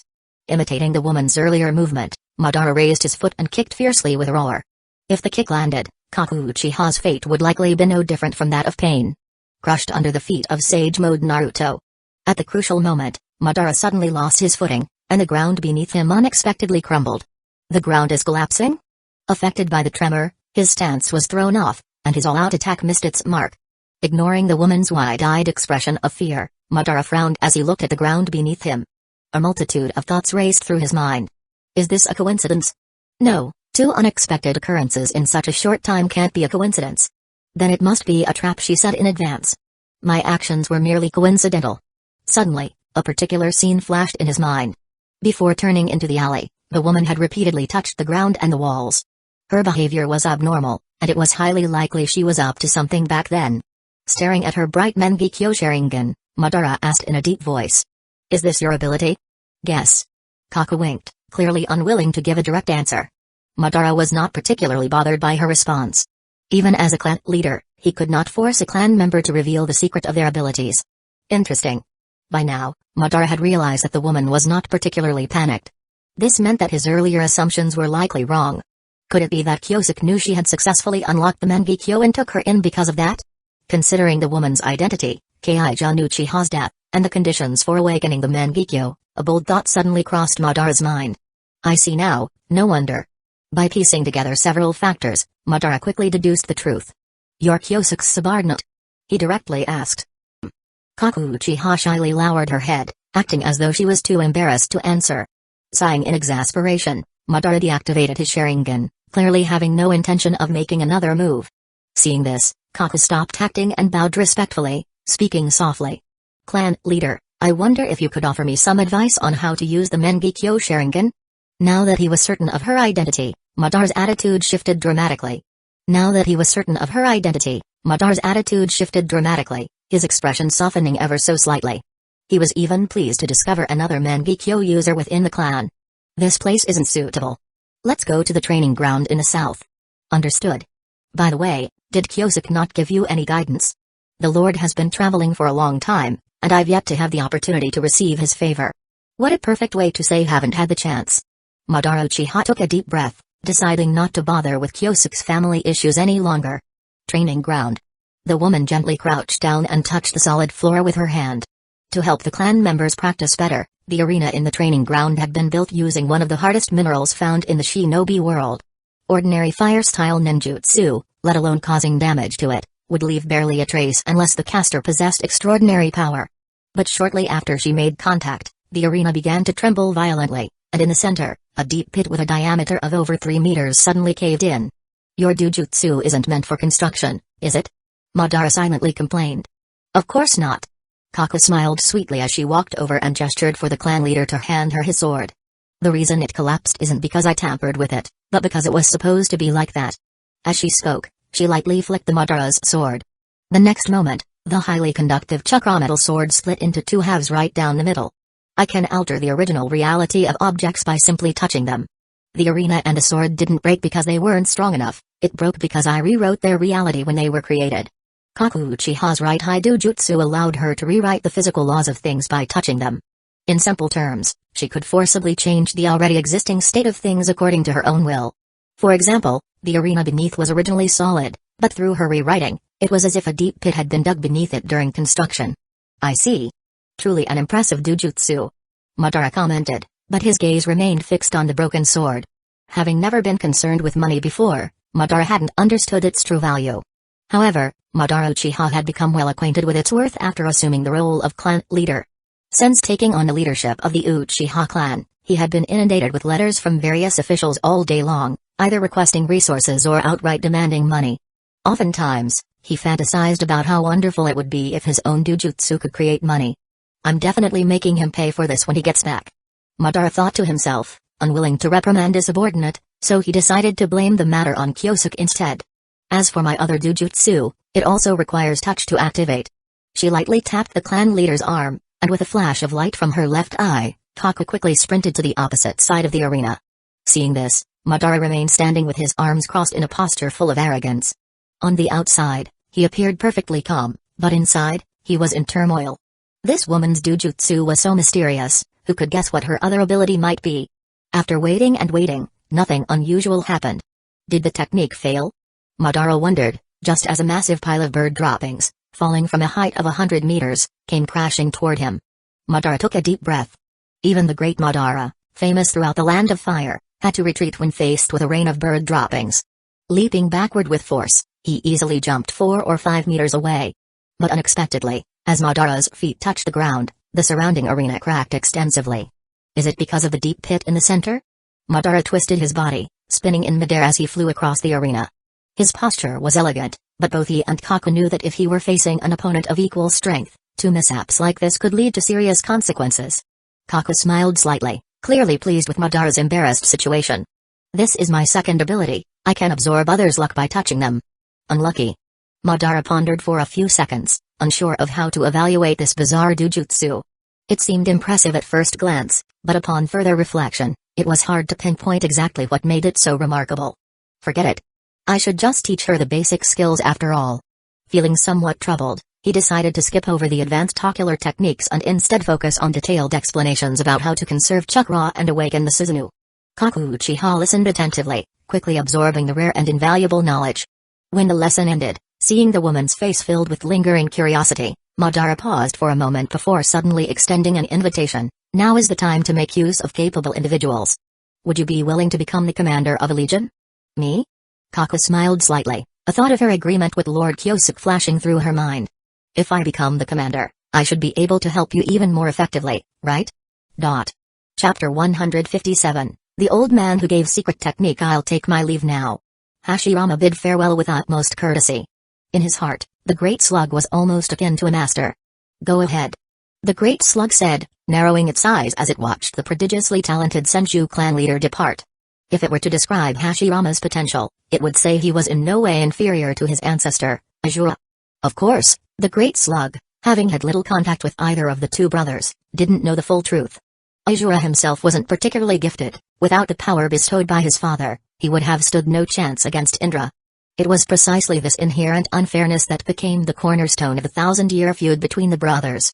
As the great slug silently reminisced about the past, it suddenly seemed to sense something, prompting it to turn its head toward the southwest. That place. As the smaller slugs had mentioned before, all of them were merely extensions of the slug sage, each possessing with differing sets of memories. Even the largest among them only knew that something of earth-shattering significance lay hidden in that direction.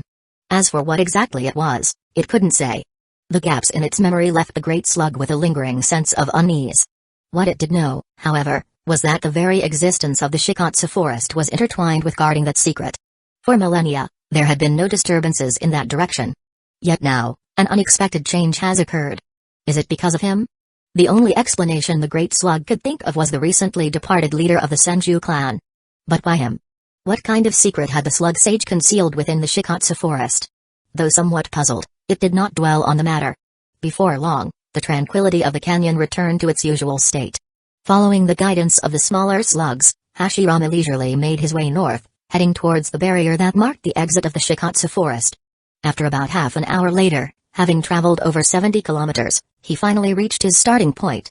However, to his surprise, a masked ninja was already standing there, waiting in silence. "You've finally arrived." It was evident that the masked man had been waiting specifically for him. "And you are?" Hashirama's eyes widened in astonishment. He hadn't expected to encounter another human being in the Shikatsu forest. Noticing Hashirama's curious expression, the man under the mask seemed to chuckle softly. "Who I am doesn't matter. All you need to know is that I mean you no harm." "Oh." Hashirama nodded foolishly, his innocent reaction causing the masked man to shake his head repeatedly. For some inexplicable reason, Hashirama didn't doubt the masked man's words at all, even though the man exuded an unmistakable air of mystery from head to toe. "Ah, he doesn't seem very bright." The masked man sighed deeply, feeling a strange sense of déjà vu at the scene. With a shake of his head, he pulled out a small booklet from his cloak. In a tone full of temptation, he spoke, "Are you troubled right now? Even though your power has increased significantly, it feels like the wood dragon is no longer sufficient to fully harness your abilities, doesn't it?" "How does he know?" Hashirama hesitated for a moment but ultimately nodded honestly. The truth was just as the masked man had said. After mastering the perfect sage mode of the Shikatsu forest, Hashirama's power had advanced by leaps and bounds. The wood dragon technique, which previously required him to expend his life force, was now far easier to use. If not effortlessly, at least without the same burden.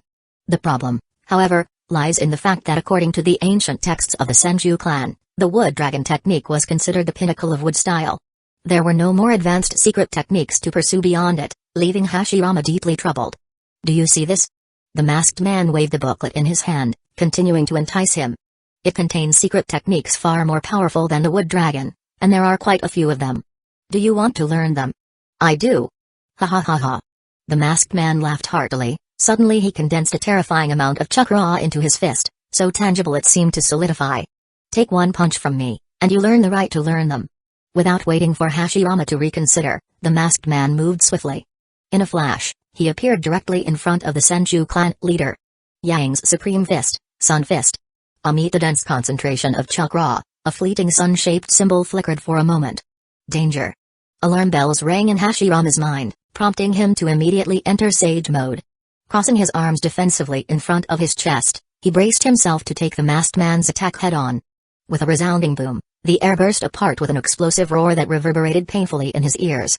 Despite being in sage mode, Hashirama was still forced back more than 10 meters by the punch. "Ha! It's been a while since I've had this much fun," the masked man said, swinging his arm as if to shake off the residual energy, clearly tempted to throw another punch. However, upon seeing Hashirama's flushed face, he chuckled and dismissed the idea. "Here you go. You've proven yourself worthy of learning it." With that, he casually tossed the small booklet into Hashirama's hands. "Thank you, senior." "You." Hashirama lifted his head excitedly, only to discover that the man had vanished without a trace. "What a peculiar person," he muttered, shaking his head as he came to a conclusion. Although strange, Hashirama couldn't deny the man's terrifying strength, which far surpassed even that of Kyak.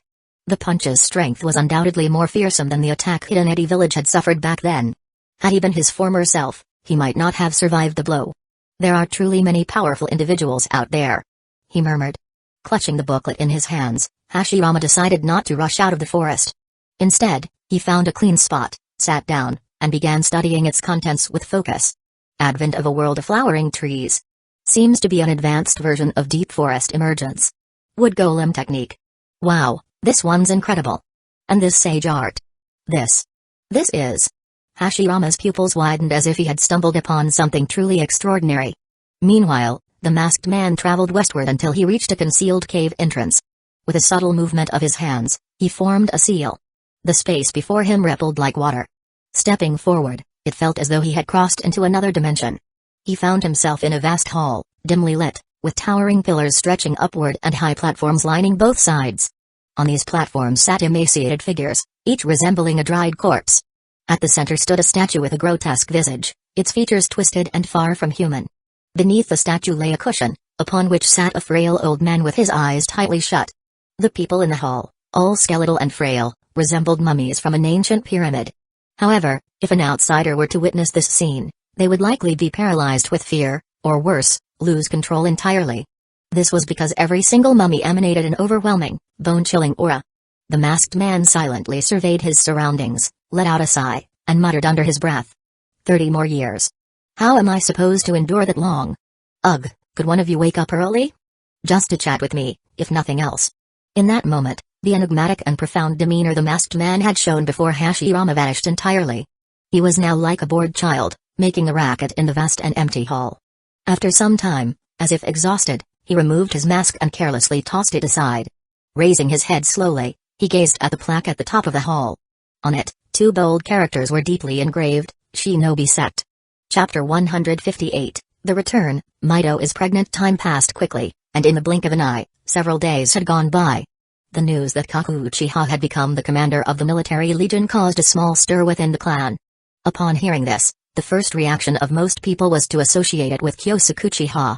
A few conspiracy theorists even linked this event to the internal power struggles within the clan.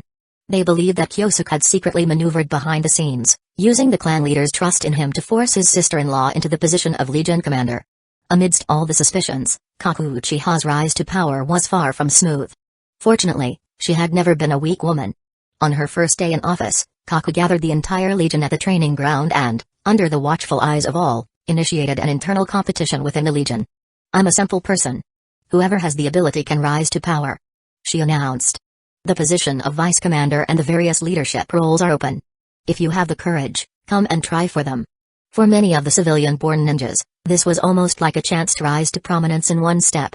Soon, several clan members, confident in their abilities, stepped forward, ready to challenge the power that lay before them. The battle on that day drew the attention of nearly half the clan, and even Izuna Uchiha, who had just returned from a mission, showed up to watch.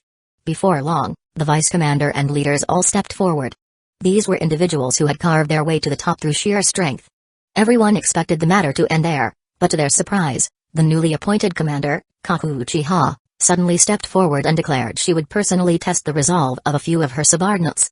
It was only at this moment that everyone realized that today's events had been leading up to this very moment. But did she have the strength to back up her words? Faced with countless questioning gazes, Kaku Uchiha smiled calmly, and in that instant, a pattern resembling petals bloomed in her eyes, causing the surrounding area to fall into an eerie silence. Could it be a Mangekyo? Someone murmured in disbelief. Wait a minute, isn't she just the one who got the position of commander by climbing into Kyosuke's bed? How could she possibly unlock that eye? In a moment of realization, everyone understood. Every assumption they had made until now had been wrong. The woman had risen to her position solely based on her own strength. "I knew it, Lord Kyosuke wouldn't do something like that." Someone couldn't help but mutter in hindsight. In the face of Kaku's Mangekyo Sharingan, the 5 subordinates exchanged glances, and immediately felt the weight of the situation. They were overwhelmed, almost feeling as though they were facing the 3 great mountains of the clan. The 3 mountains referred to were the trio of Madara Uchiha, Kyosuke, and Izuna, who had once been hailed as the trio Uchiha in their youth. 3 pairs of Mangekyo Sharingan, each more terrifying and magnificent than the last. And now, suddenly, there were 4. A sense of awe spread among many of the clan members, and their spirits began to lift. With 4 pairs of Mangekyo, doesn't this mean the Uchiha clan is destined to soar to greatness? Unifying the Land of Fire is just around the corner. No, wait, we should aim to unify the entire shinobi world. Brother, you're getting a bit ahead of yourself," someone interjected. Under the expectant gazes of the crowd, the battle between Kaku Uchiha and her 5 subordinates began. As expected, the outcome was clear from the start. Kaku's victory was inevitable. However, the way the battle unfolded left many people puzzled. The sudden destruction of the arena was one thing, but for a Jonin-level ninja to trip over a stone during a fight, was that really logical? And then there was the vice commander. "Knowing your ninjutsu skills are extraordinary, but could you please stop throwing things at your own people?" What was going on? Had everyone collectively lost their minds? Only those in the clan who understood the Mangekyo Sharingan deeply could vaguely sense the true nature of the situation. In this way, Kaku Uchiha firmly established her reputation, becoming the 4th acknowledged superpower in the clan, right after the legendary trio Uchiha. Of course, this had little to do with Mido, who was idly at home. She wasn't in the mood to concern herself with the rise of new powerful figures. What the princess with the bun hairstyle was more focused on was her own slightly inconspicuous belly. She was pregnant. Walking down the familiar streets, Kyosuke waved at familiar clan members as he passed. "Ah, it feels good to be home," he said, his heart overflowing with joy. "Congratulations, congratulations. Lord Kyosuke, congratulations. Ah, Kyosuke kid, you'd better keep working hard in the future." Staring at the uncle in front of him who kept patting his shoulder, Kyosuke was utterly confused. He wondered, has the fact that I've unlocked the eternal Mangekyo Sharingan spread everywhere already? This is ridiculous. I will keep working hard," he said with a bitter smile, brushing past the uncle, still puzzled, as he continued on his way. Before long, he reached the entrance of his home. To his surprise, he saw a group of servants hustling and bustling, moving items into the house. "Ah, Lord Kyosuke is back," someone quickly noticed the master of the house. In the next moment, a crowd of people rushed over, all nervously rubbing their thumb, index, and middle fingers together, looking just like his younger self when asking his parents for money in his previous life. "In broad daylight, are you planning to rob me?" Kyosuke was still confused, unable to grasp what was happening. Seeing their master's confused expression, the servants began to chatter, explaining everything in a hurry. The reason for all the hustle and bustle was that Mido had been displeased with everything around her lately. The layout of the house had been changed several times. As for the cause of her unhappiness, there were two main reasons. The first was Kyosuke's prolonged absence, and the second was that she was pregnant, which naturally caused her emotions to fluctuate. "I thought it was something else. Turns out it's just the pregnancy." Kyosuke waved his hand dismissively, just about to escape the crowd's attention when suddenly, it dawned on him. Mido was pregnant. Come to think of it, she was my wife. I'm going to be a father? After a brief moment of stunned silence, Kyosuke snapped back to his senses. He immediately raised his hand and threw a shower of money into the air. Amidst the servants' cheers, he tossed the cash as he hurried toward the master bedroom. Such joyful news should be shared with everyone, after all. Inside the room, Mido, sensing his return, had already been waiting by the door for a long time. She slowly opened her arms, but her gentle expression suddenly shifted. With a swift motion, several golden chains shot toward him with a whoosh. "You bastard, so you finally remembered to come home." "Ah!" Hearing the master's scream, the servants who had been picking up the money froze for a moment. Then, as if nothing had happened, they resumed their meticulous search on the ground, hoping to find one or two more bills hidden in the cracks. After a while of chaos, the long-separated couple finally snuggled together and whispered sweet words to each other. "Do you think it will be a boy or a girl?" The princess with the bun hairstyle asked the age-old question every parent wonders about. "I don't really mind," Kyosuke replied nonchalantly. "If this one's a boy, the next one can be a girl. If it's the other way around, that's fine too. After all, even the sage of the six paths had two children. He couldn't just have one. How embarrassing would that be?" As they continued chatting, the couple brought up an important question. "When the baby is born, what should they name it?" Chapter 159, Want to get stronger? Then inject the Kyosuke cells. Bang. The office door was violently kicked open from the outside.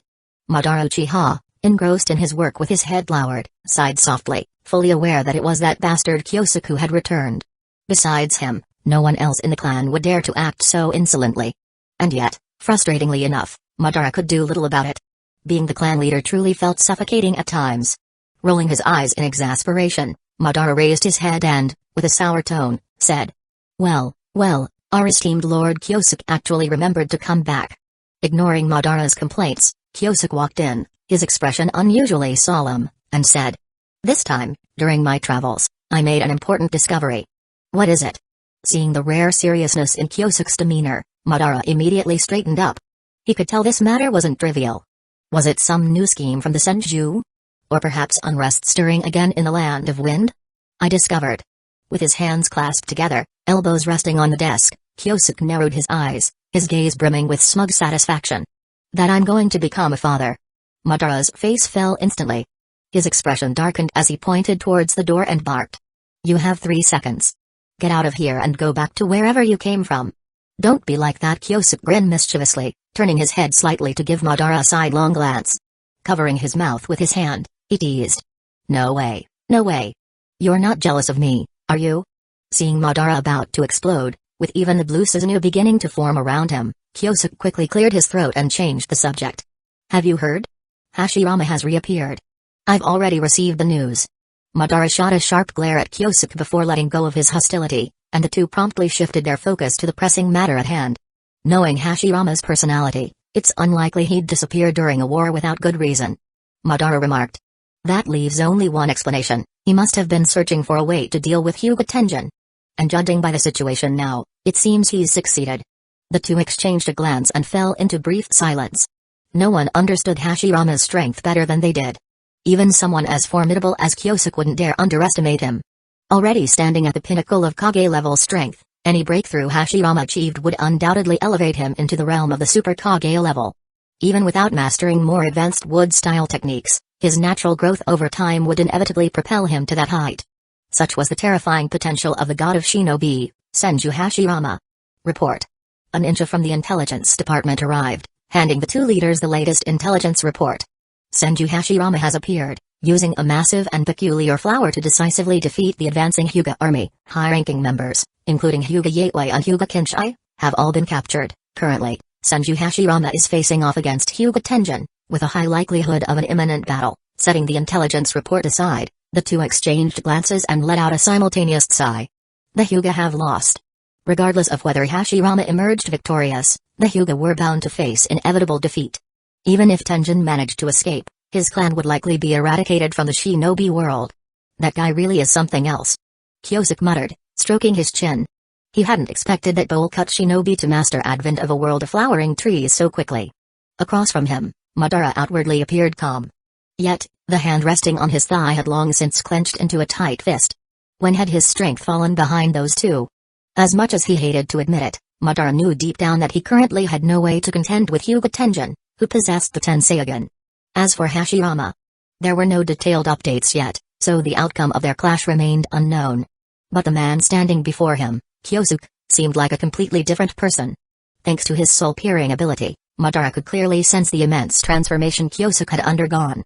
On the other side, Kyosuke sighed inwardly. Sharp as he was, he easily discerned Madara's inner turmoil. However, he wasn't entirely sure how to help. He couldn't very well suggest Izuna sacrifice his eyes right now, could he? The best course of action was to wait for Yaoi's research to advance, at least reaching the level Orochimaru had achieved during the Fourth Shinobi World War.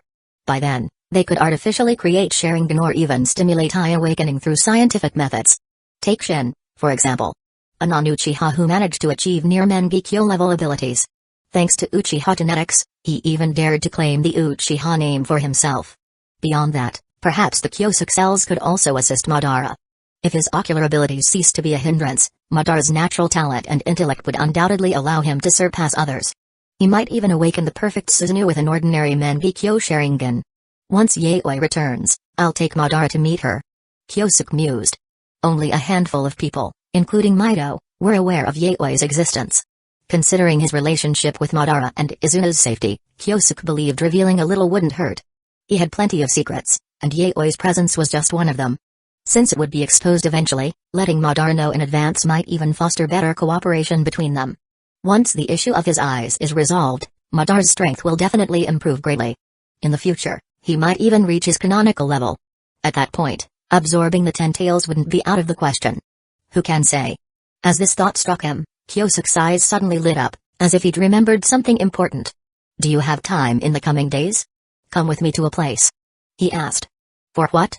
Madara immediately grew suspicious, thinking, this bastard is already reckless on his own, and now he wants to drag me along?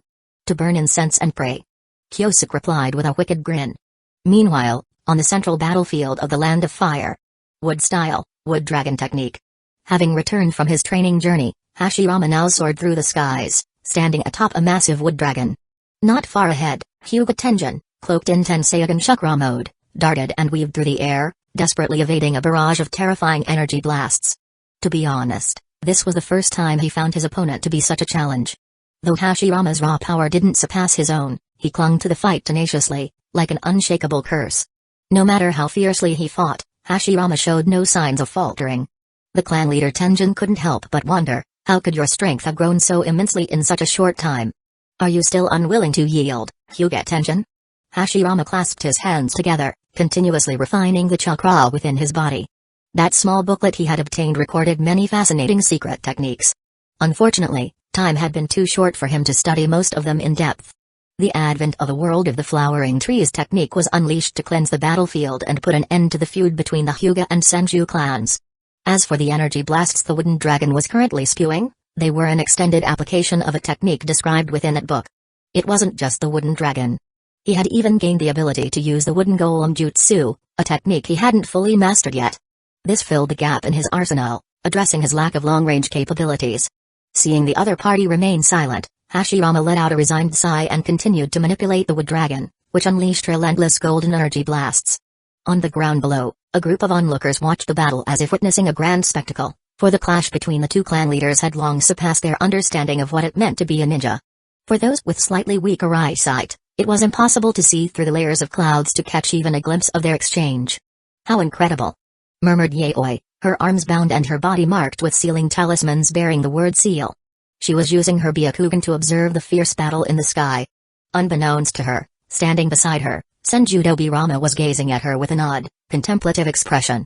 Chapter 160, Black Zetsu's Summoning, Impure World Reincarnation Technique. The fierce battle raged on for 3 full hours.